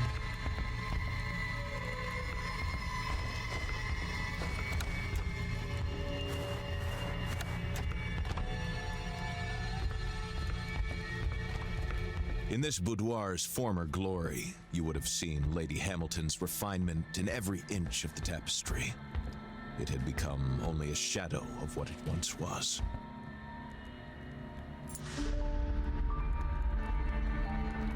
Projection diary. Oh my god. May 1951. Writing seems to be the only thing to do here. I'm disinterested about everything. The beauty of the first instance do not impress me anymore. I only feel the frigid condition of the place making its way deeper and deeper into my bones. William is trying hard for me to forgive him for locking me up in this desert. The workers of the manor just finished a new pearl of the house, a projection room where the best images of me are displayed. Movies scroll down along with my best angles and my best lines. William ignores that to be confronted by these bright eyes of mine only reminds me that I became a sad shadow myself. I wonder why this huge room, to see the great actress I once was, for him to enjoy what's left of my image? Forget I'm cooling down in this ice castle. June 1952. He wants to make me feel guilty for all this sadness that I have, so he uses her. He thinks I am unaware what he does, that from the perfumes he carries on himself when he returns home. I don't know about the way their body dance behind my back. Henry is worried about his little mom, about how I got stuck for days staring at the emptiness. For him, I will have to put up with all this a little bit more. For him, I will hold all of my disappointment back. For him, I will remain silent. For him, I will stop cultivating this anger I feel toward this mine and the silence of the north, far from the honking cars of Chicago, the workers shouting in the streets, of the crowd screaming my name. I think a lot about my mother these days and how she would be disappointed to the fire of a star like me being put up at such a snowy sky. January 1953. My fingers are sore from all the work, but I'm not fast enough. I'm afraid the costumes for the lights of our past will not be ready on time, or that they will not be majestic enough. I might need to ask Emily to take me to Henryville in order to get better fabrics. This project is all I am left. The beauty of these costumes will determine who I am. William is very stressed as well. An employee came to deliver a report, and never once did the boss lay his eyes on the worker. What could it be? The usual overbearing William seemed shook in front of his subordinate. June 1954. There was blood in William Chambers' pot this morning. I discussed it with him over lunch and asked if he was feeling alright. I noticed how agitated he was all night long. His whole body shakes when he coughs, scratching his throat enough to make him bleed. When I saw his chamber pot, I could not help slightly smiling. I immediately regretted the smile. I felt ashamed. Will my nightmare ever end? September 1954. My project for Emily is moving along really well. I might even finish it before Christmas. She is so sweet, and I'm grateful to count on her through this rough patch. I'm so pleased that she is teaching Henry French. His schoolmates can finally understand him, and not just those ugly snobs who were brought here by the engineer fathers. I'm relieved. If William knew that his son, a member of high society, was hearing that work his dirty tongue, I can only imagine how mad he would get. February 1955. I live for Henry. His talent with words fulfills me. He knows how to create sentences the way I knew how to use my body to dance. His poetic mind will one day describe beautiful universes. I will give Emily some names of people I know in New York. When the time comes, his talent will be discovered. I hope nothing comes between him and his dreams. I hope he doesn't make the same mistakes as his mother. April 1955. I suffer from my own reflection in the windows, of the empty sound of my steps in this bedroom, of my own voice when I'm talking to myself. I get nauseous looking at the snow piling up at the base of the mountain. I feel so alone. October 1956. There's nothing good left of an old, withered actress like me, except for others to remember what it looks like to lose everything. I destroyed the projection screen yesterday. William was so furious I thought he was going to tear down the whole mansion apart. Henry ignores me. I'm not even a mother anymore. I wish I could give him all the love I have left. The energy that keeps me alive, it only comes from him, my anchor.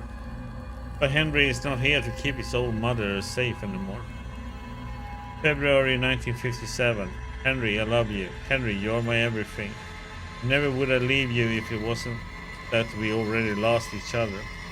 Care for my little boy. Life is malicious, always trying to eat every little bit of your soul. Yours will be great and beautiful. Keep fighting. August 1959.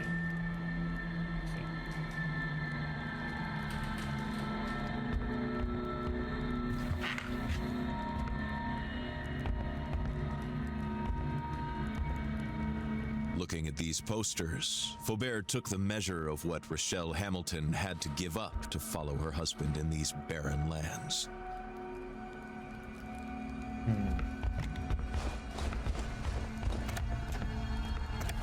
Hamilton's room would keep its secrets. A disaster made it impossible to enter.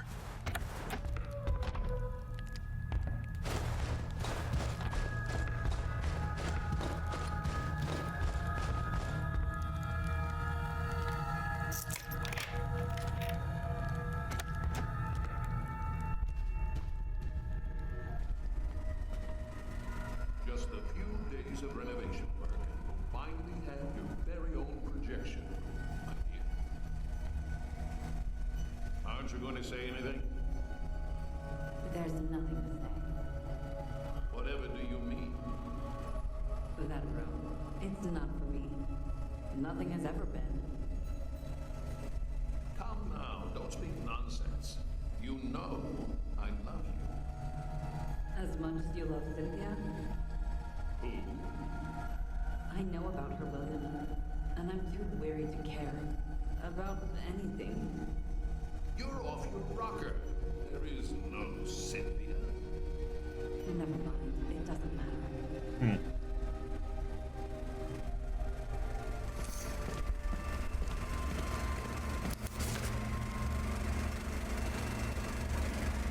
The late Rachel's diary paints a rather bleak picture of William Hamilton, insensitive, impatient, racist, and borderline violent. This is how his own wife saw him. His general unpopularity makes sense.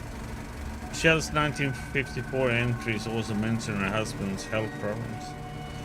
Another one of those waking dreams. I saw Hamilton and Rachel talking in the projection room. She seemed well aware of Cynthia's existence.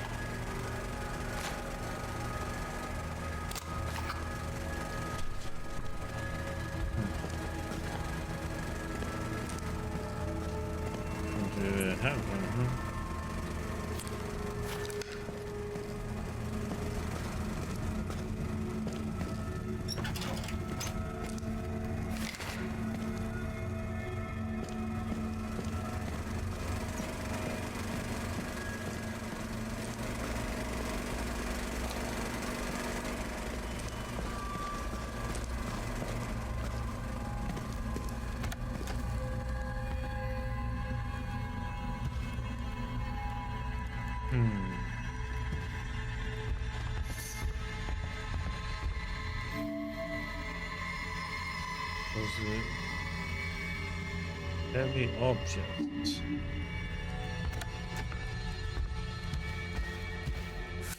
Wind gusts.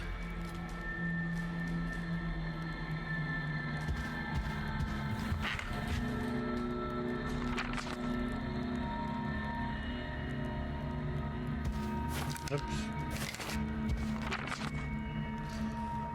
Okay. Second part then.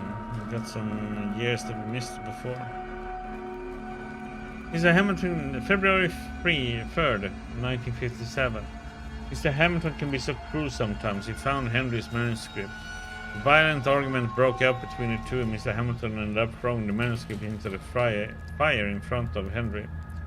They almost came to blows. Objects were broken. Henry packed up and left. Rachel, throughout the scene, remained strangely impassive, with the same disconnected air that has been hers for several months. Henry promised her that he would come and get her out of here as soon as he could. Porter saw the emotion in Rachel's eyes, a fleeting glimmer, which died immediately. February 18, 1957. I found a bottle of pills in a trash can. It was Prozac. I think it belonged to Rachel. The bottle was full. April 26, 1957. More Polaroids of Joseph. This is bordering on obsession. These two seem to have a secret. I caught them talking the other day in the woods near the garden. The conversation was tense. April 29, 1957. My heart aches. Sir Hamilton has had Henry's room turned into a guest room. He puts his business guests in there. All traces of Henry have been erased, as if he never existed. I wonder where his belongings are. Probably in the attic. I don't dare go look. I don't know what I'm more afraid of. Find them up there, so sadly forgotten, or finding nothing at all.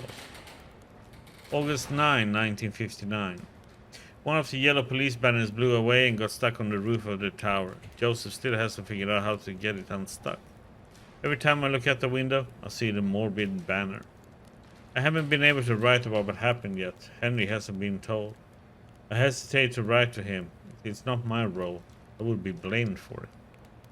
I was there when they pulled her up. Part of me wanted to watch, but I turned away at the last second. I wanted to keep a nice image of Rachel.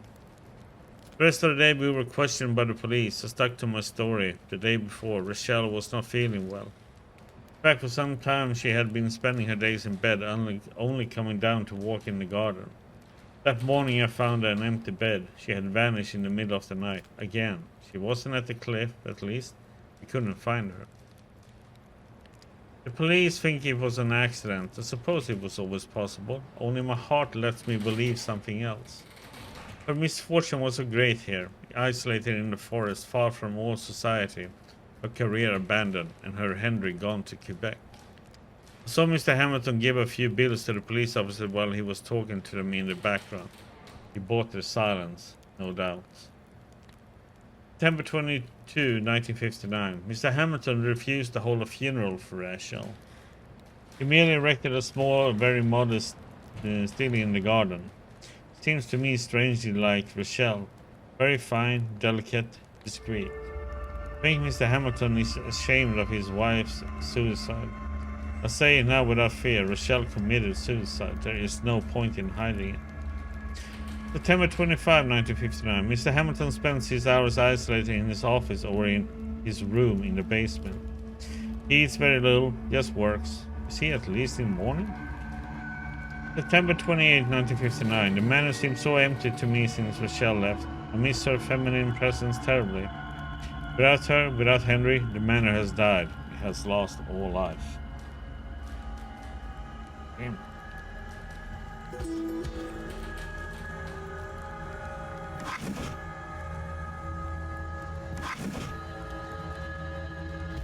It was dark.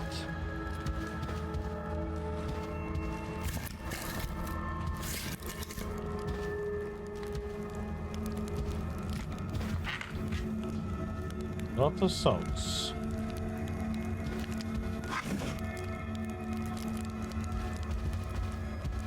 There's a lot of vinyl record players in this place, man. Jesus.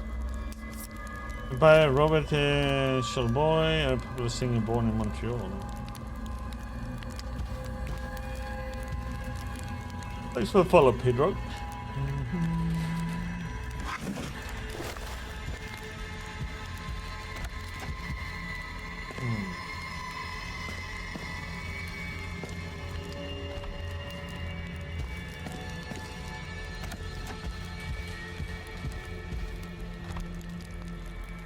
Promotional post.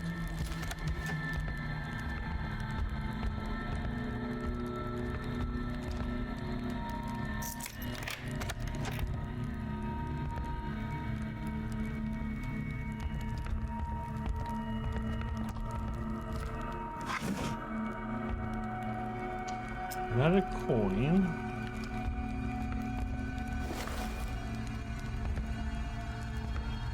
What we are not be open.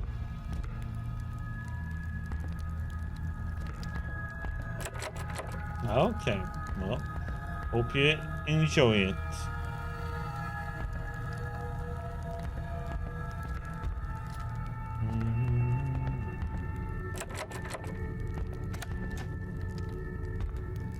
I wonder what you're supposed to...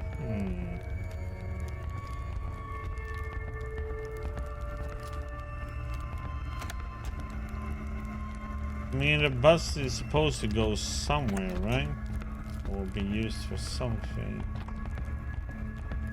I wonder what.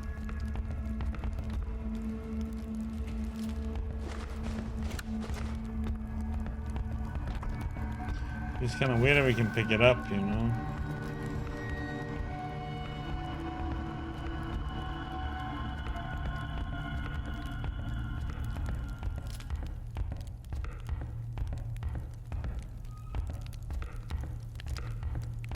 Supposed to be able to put... Ah.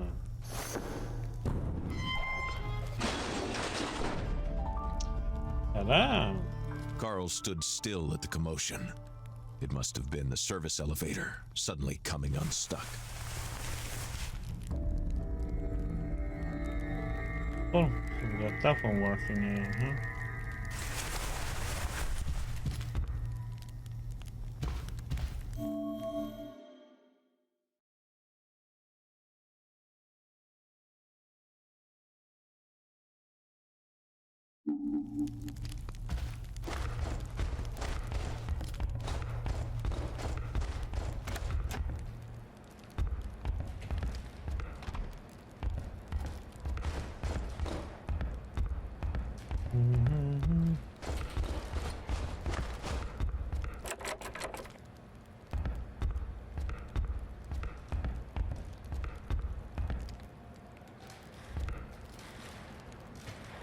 He shot and missed the target.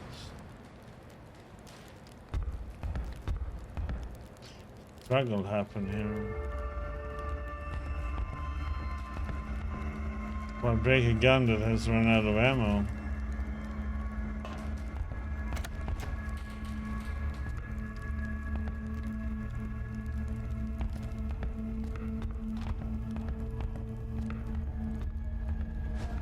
Before we move further that way.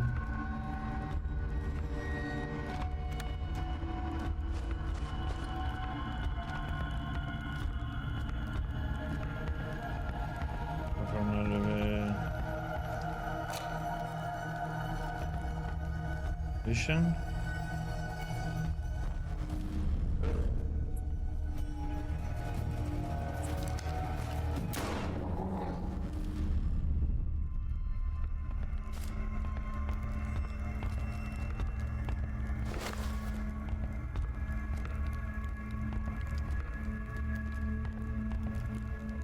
Hamilton son's belongings.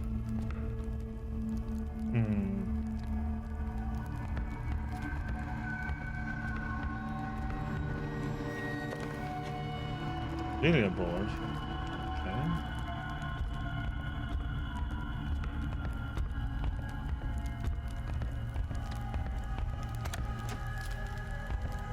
Heck.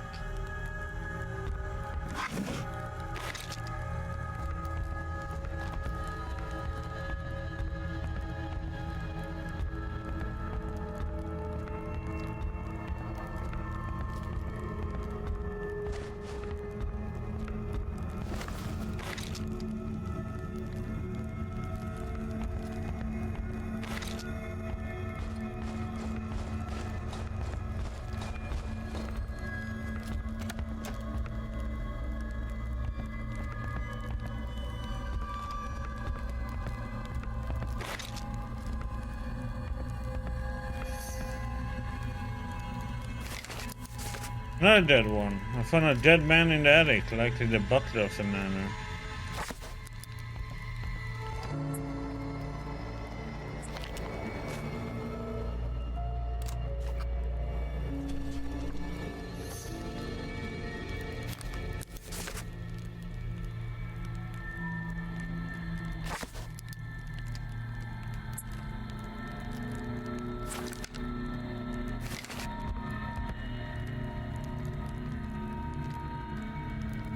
You no longer run away. It was always harder when you could put a name to them. Charles Smith. Carl deduced that Hamilton's this poor butler. man must be Charles, Hamilton's servant.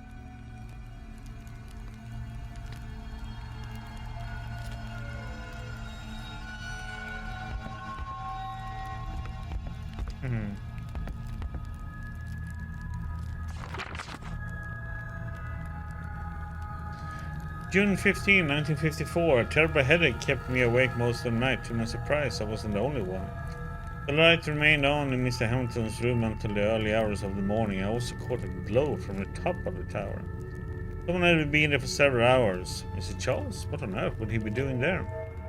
June 18, 1954. Mr. Hamilton seems to have changed for some time. The energetic, authoritative man he once was has turned into a preoccupied, nervous, self-effacing man.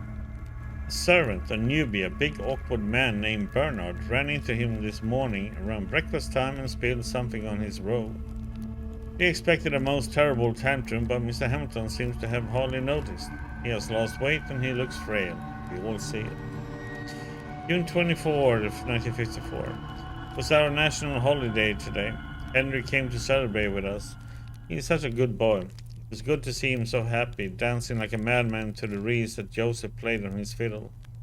He's usually so serious or melancholy that I sometimes forget he's still a child. Poor boy, he will leave the manor sooner rather than later, but he is still so young, so fragile. July 1, 1954. I found some pain pills in the cabinet of Mr. Hamilton's private bathroom. His purchase did not go through his house service. He wants to hide them from us. December 5, 1954. Mishaau is an angel. She made me the prettiest outfit for Christmas Eve. What a pity that so much elegance is wasted on the finery of an old maid. This is a far cry from the grand theaters of Chicago. December 9, 1954. The good Lord makes the days, and the days are sometimes cruel. Today was cruel to my little Henry. I discovered him late at night in the kitchen, cold and in tears of rage. He was shaking and told me he was certain his father was having an adulterous affair. He's tortured by the thought of telling his mother. I tried to console him, warmed him a bowl of hot cocoa. December 12, 1954. Sometimes I feel like this mansion is haunted. I hear noises in the south wall of Henry's room. Rats? Joseph doesn't think it's necessary to check. After all, I'm just a little old woman. April 11th, 1955. The other two servants and I had to search the grounds in the rain in the middle of the night. She was gone again. We found her on the edge of the cliff, her dress and hair soaked, staring into the void. Hamilton refuses to face the truth. He says he is only sleepwalking. Rochelle has always been plagued by bouts of melancholy. But what has been happening lately is different. She seemed to be giving into it. April 18, 1955. Dear, dear, dear Henry. This young man never ceases to amaze me. He entrusted me with the reading of his first manuscript, a novel, written in French. I was amazed. He integrated our language so naturally. Under his pen it dances with grace, intelligence, sensitivity. He made me swear to keep it a secret, and I will. But I still want to shout from the rooftops, our Henry will be a brilliant writer. July 29th, 1955. How strange. I found in Charles' room. I was there completely by chance, looking for a brooch belonging to Rachel. I found Polaroid photos of Joseph, the maintenance man. I often catch him spying on him. Whatever is going on between these two, I don't like it.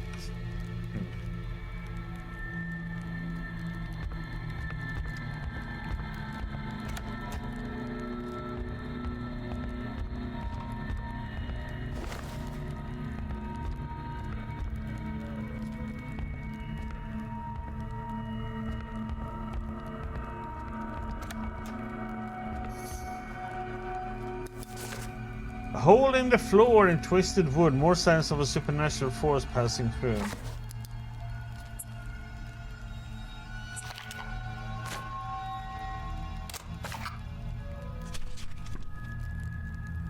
No, I didn't want that.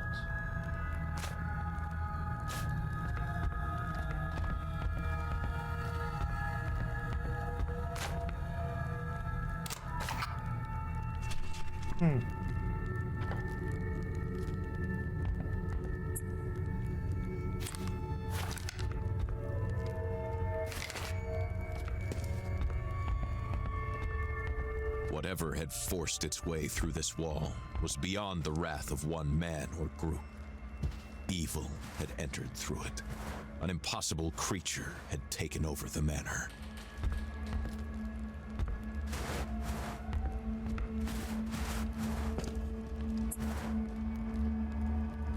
What did show it should have been?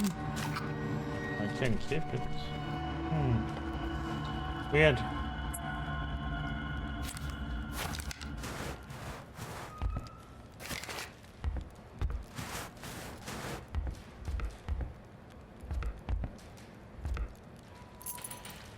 There we have his office key, huh?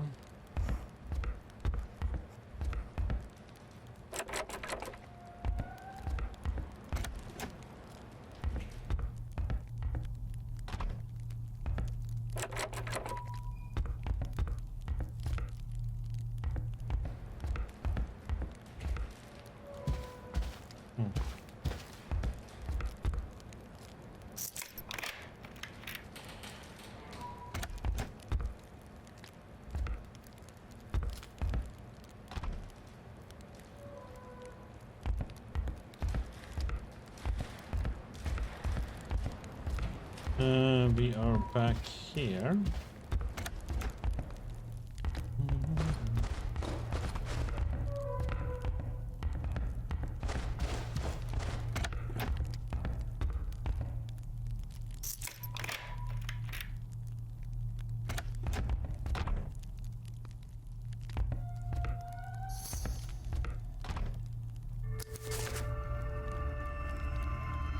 I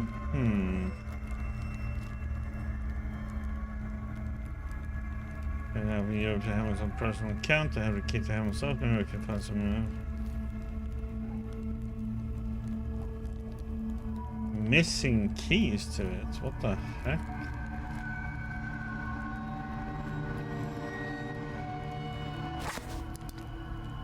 So let me see. What? I took a picture of his bed and stuff up here, but why didn't it work for me?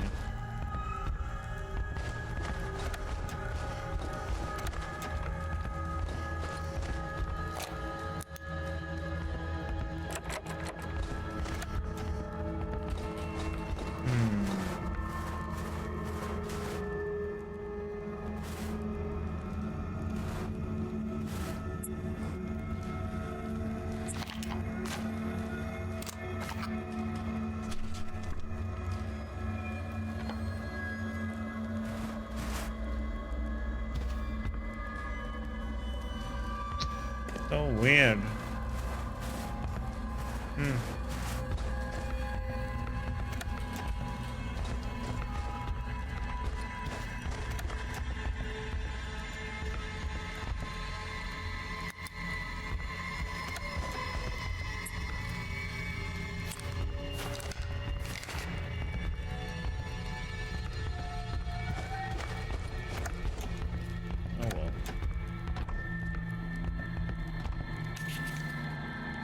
Receipt typewriter keys. Read.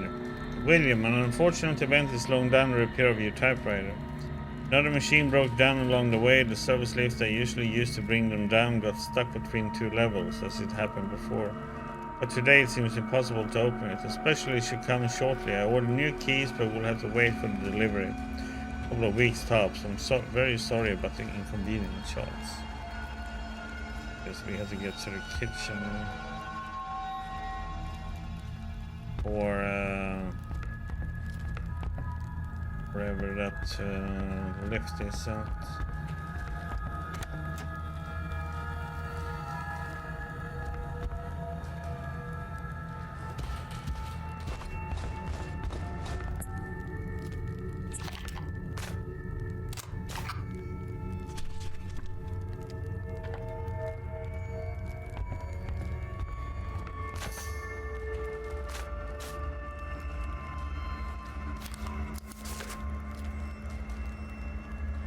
All the walls in Hamilton overlook suspiciously like something's hidden by me.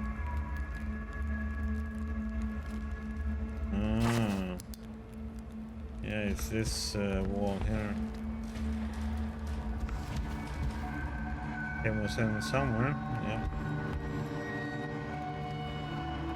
We need a typewriter key so that won't open.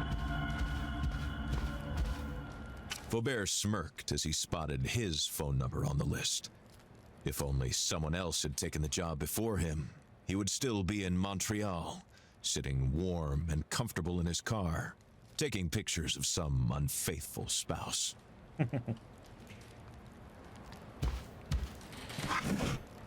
Hamilton left everything to Henry. From his knowledge of their family history, Faubert had rather expected Hamilton to disown him. Despite everything, perhaps the father could never stop loving his son.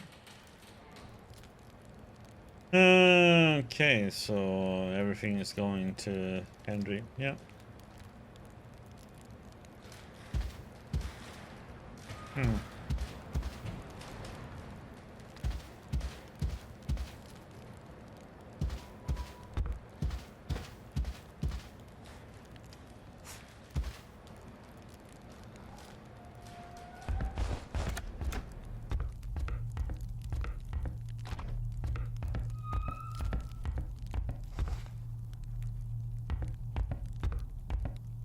Carl couldn't put his memories in order, but there was a more pressing issue.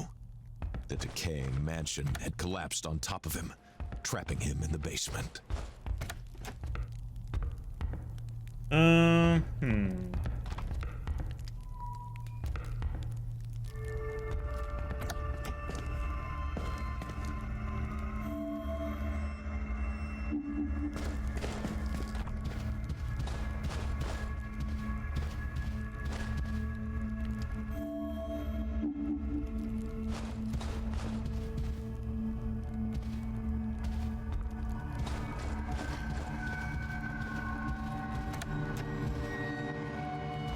So,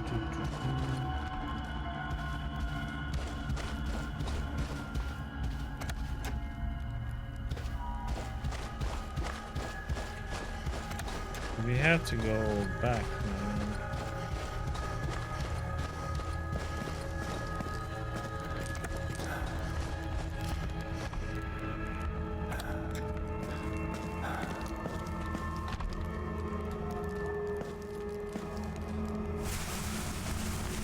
Oh, so we do actually have to go to the box to tap out the keys? Yeah, okay. We'll do this.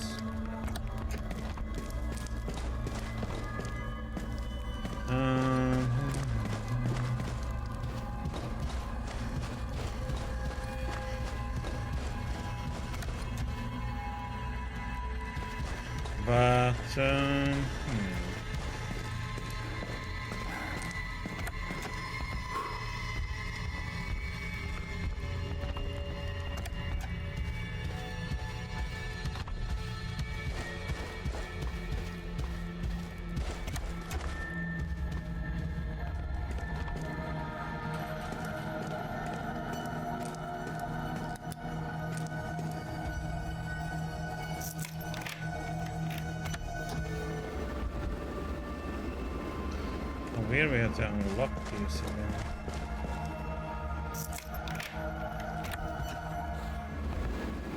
Very brave out there.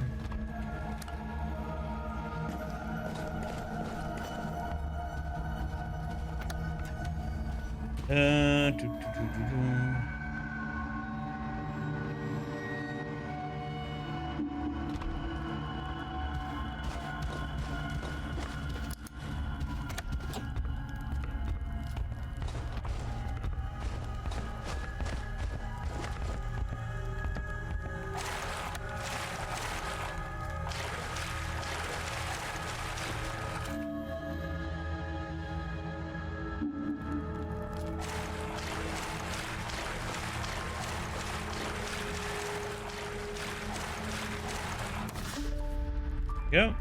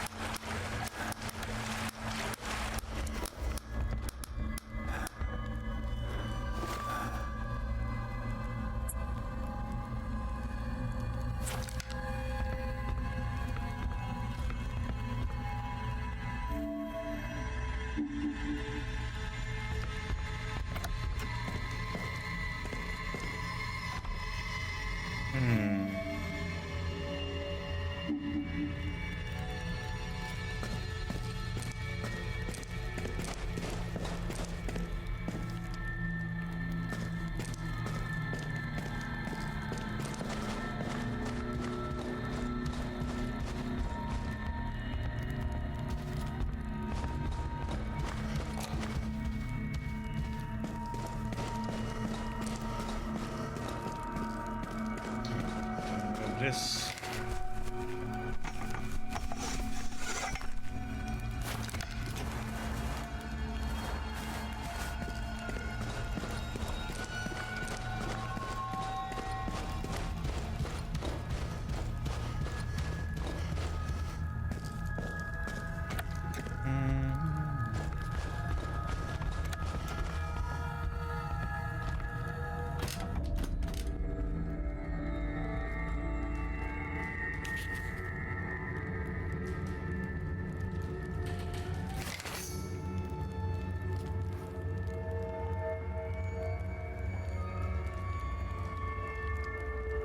Oh, yeah, what the?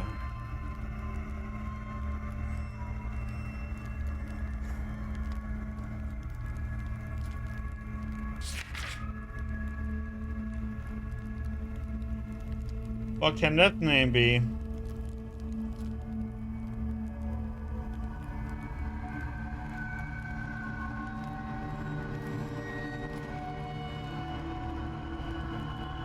I don't see that being a word.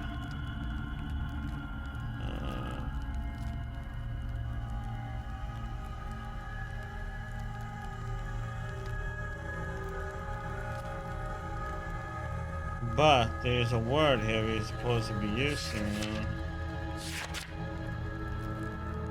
Oops.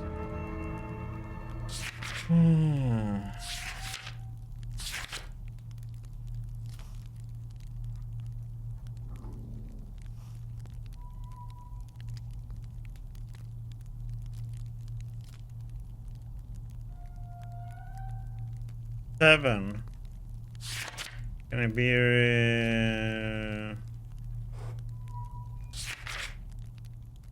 1, 2, 3, 4, 5, 6, 7, 8? No. I was thinking about Rochelle, but that's not it.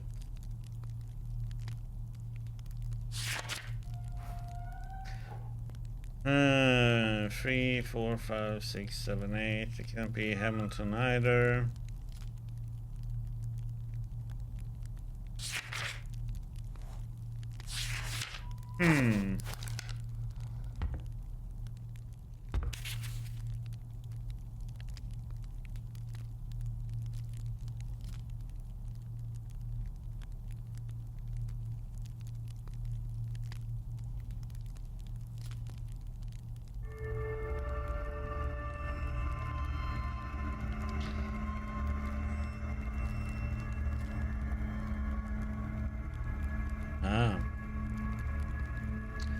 Wait a minute, an unfortunate event is slowing down repair of it. Okay,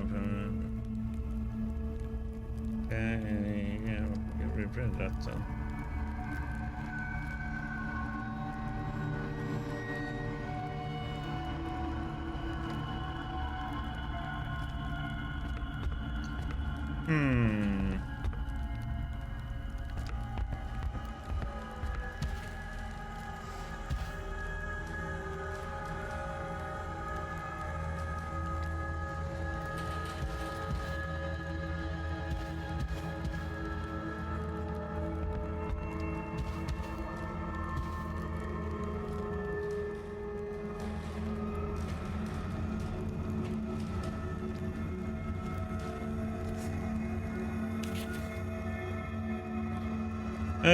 Can it be Manistan?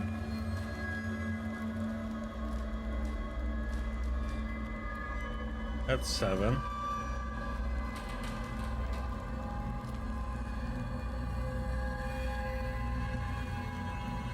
Could be William, right?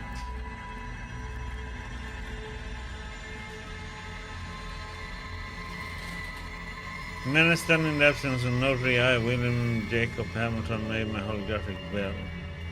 The gods sent me from sudden violence to infectious death and may take my will to the appropriate legal authorities in Duncan Mackenzie's study in Montreal. In the event that this up-to-date will not be produced by rules, this holographic will prevail over the previous version.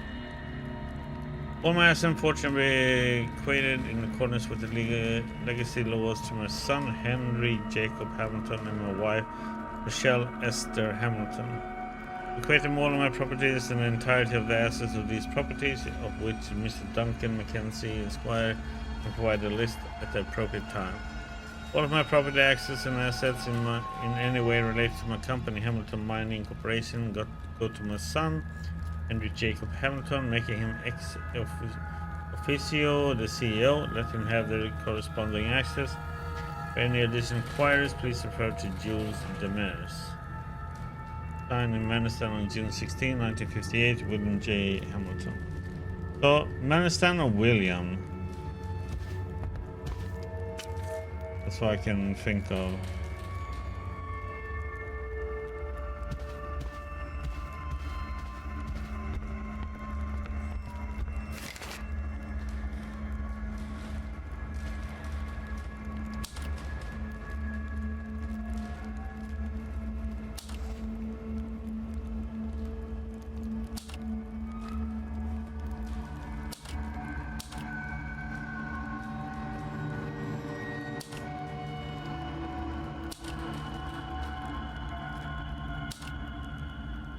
What?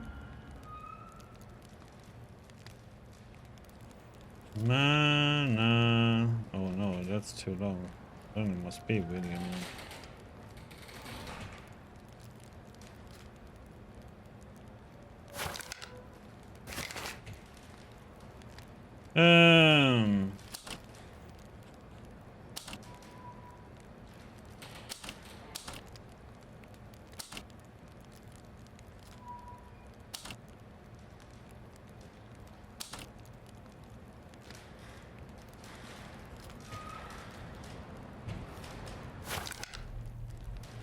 That was not it.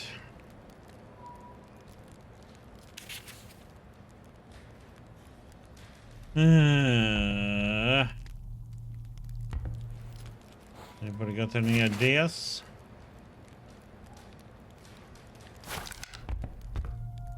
What it could be?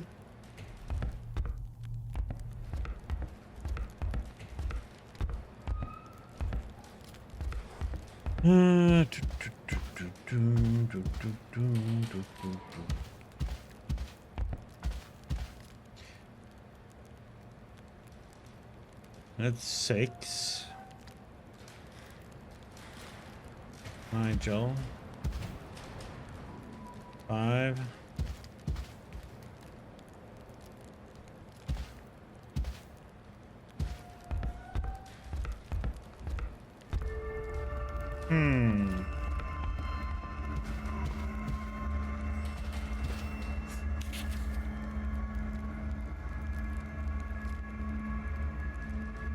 Yeah, that's 8.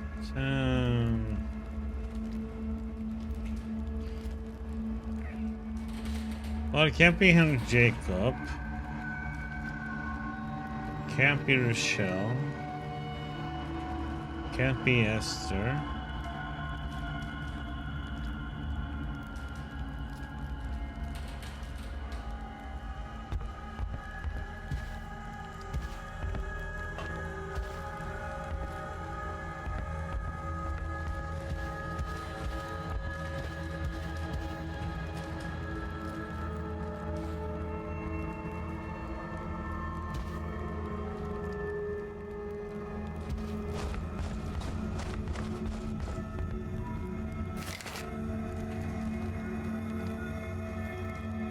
No.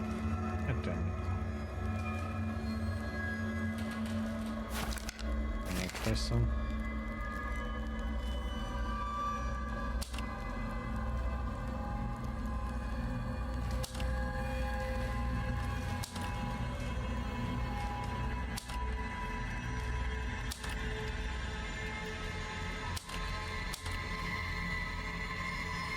No, it was not October as a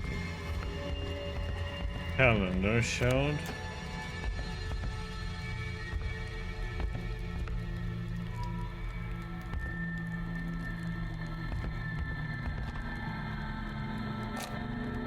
No need to try.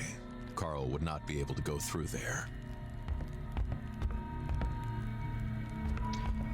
So,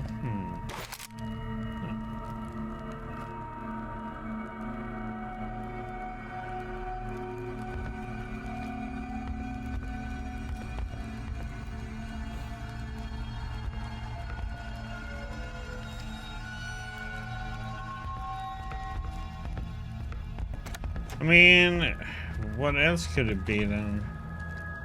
Can't be anything of these.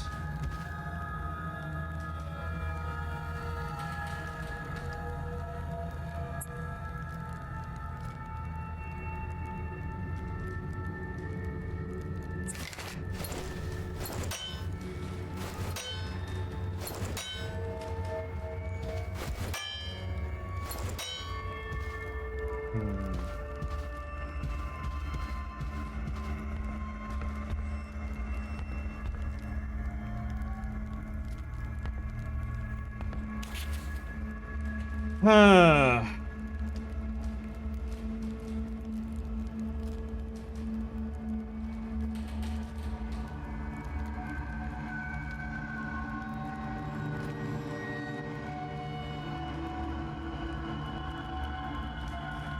Or it is those 7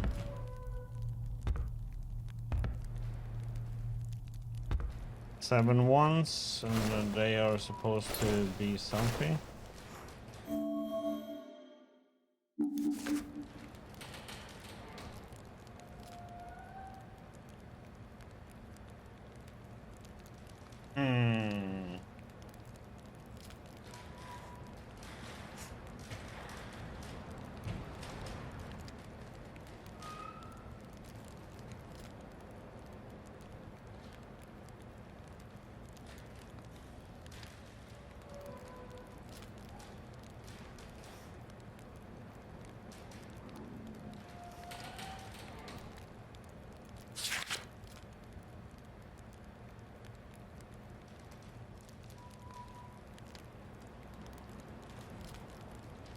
What important word or name?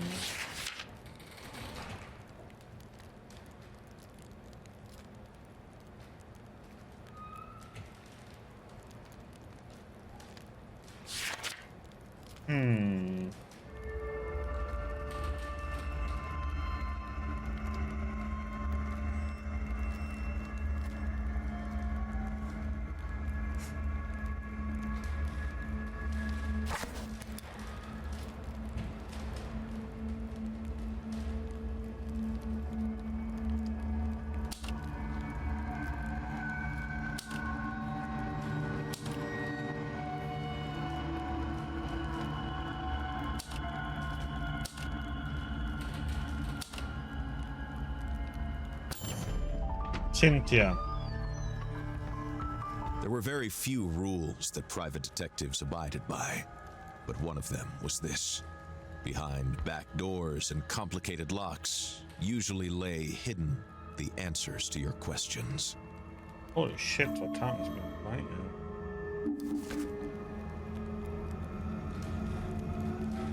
But it was Cynthia, his mistress. This lock design was highly sophisticated. Hamilton had evidently paid a high price. What did he want to hide? And from whom?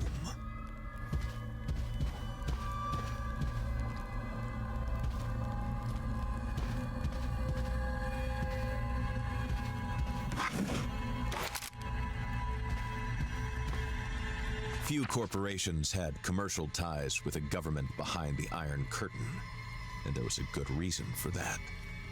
What could this MIST program be? Ministry of Defense Industry of the Union of Soviet Socialist Republics and the Hamilton Mining Corporation, and after referred to as the parties. Ah.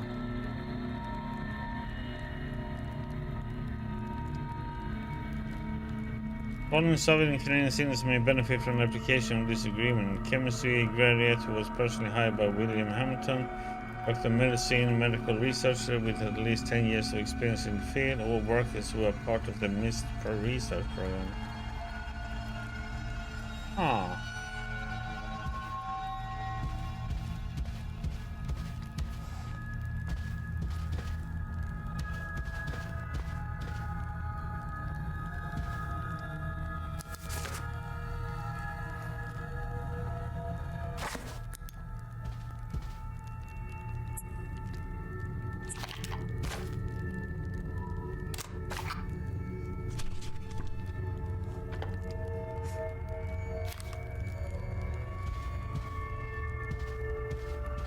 Alarming similarities with acute radiation syndrome.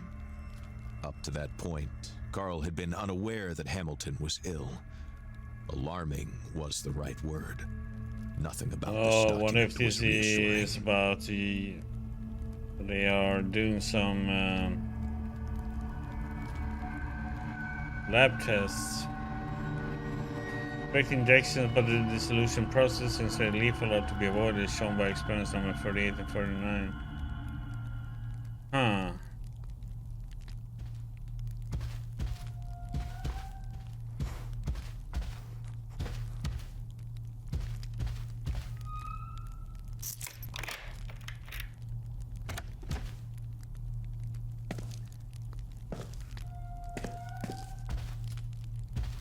So...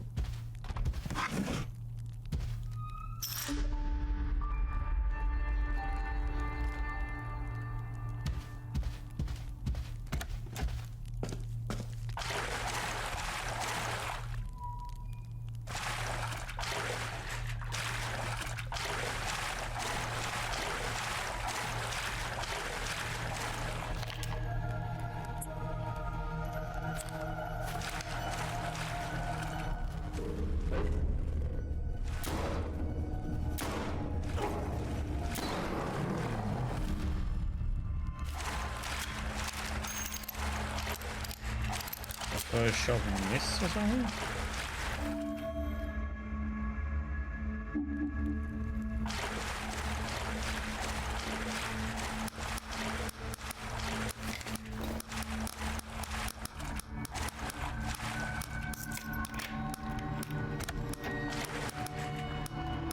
makeshift lab made Carl feel uncomfortable. He couldn't help but imagine the grim experiments that had taken place there. The note implied that its author had studied the Mistonite. If he was still alive, he might provide some answers. October 2nd, 1970. Examined William again yesterday. His tissues continue to deteriorate. I fear that his lungs and his stomach suffered the most severe damage. His ulcers cause him much pain, and it's becoming increasingly clear to me that his bone marrow has been affected. At this stage, he needs to be hospitalized, if only for his comfort. I know William too well to believe that he would ever leave Maniston. Therefore, the responsibility falls upon me to save his life. I will go to my office tomorrow to fetch all my notes on Mr. Knight. I have to reread everything, absolute everything.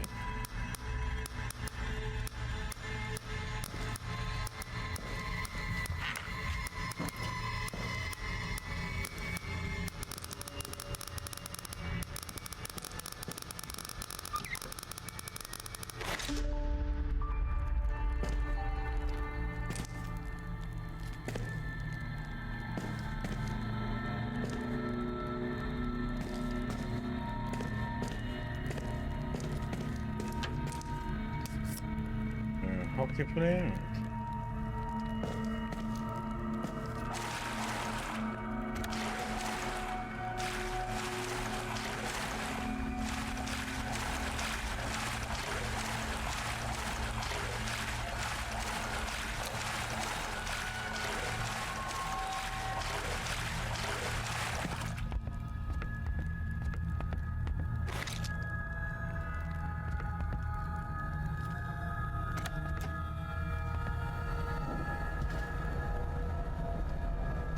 Si vous entendez ceci, ce message est crucial. Trouvez un endroit où vous mettre à l'abri. Ne sortez qu'en dernier recours. Si vous avez à sortir, armez-vous et méfiez-vous de quiconque.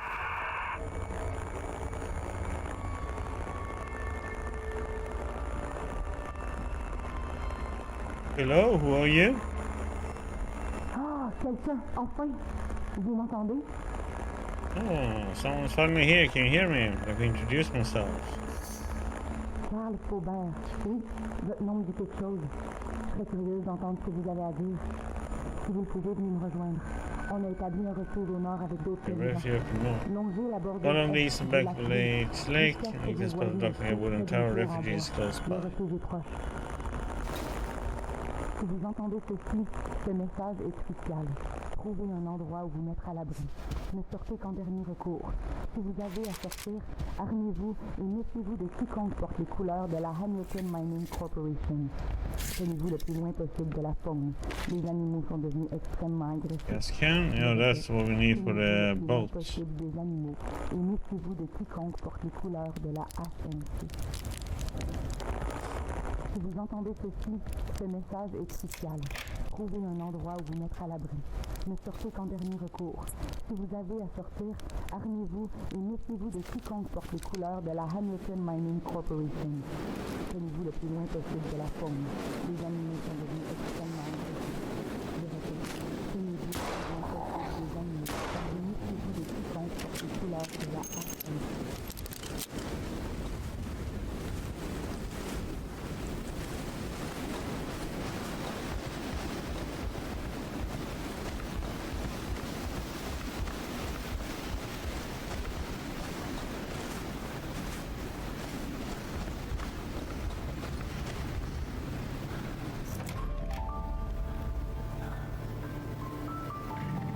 As he drove away from the mansion, Carl pondered the strange discoveries he had made there.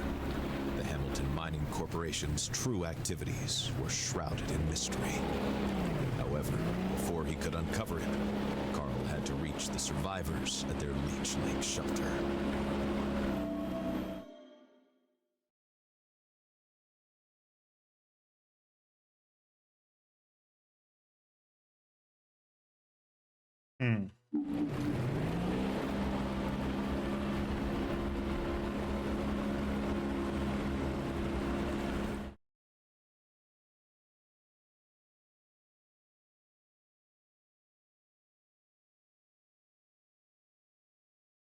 Looting.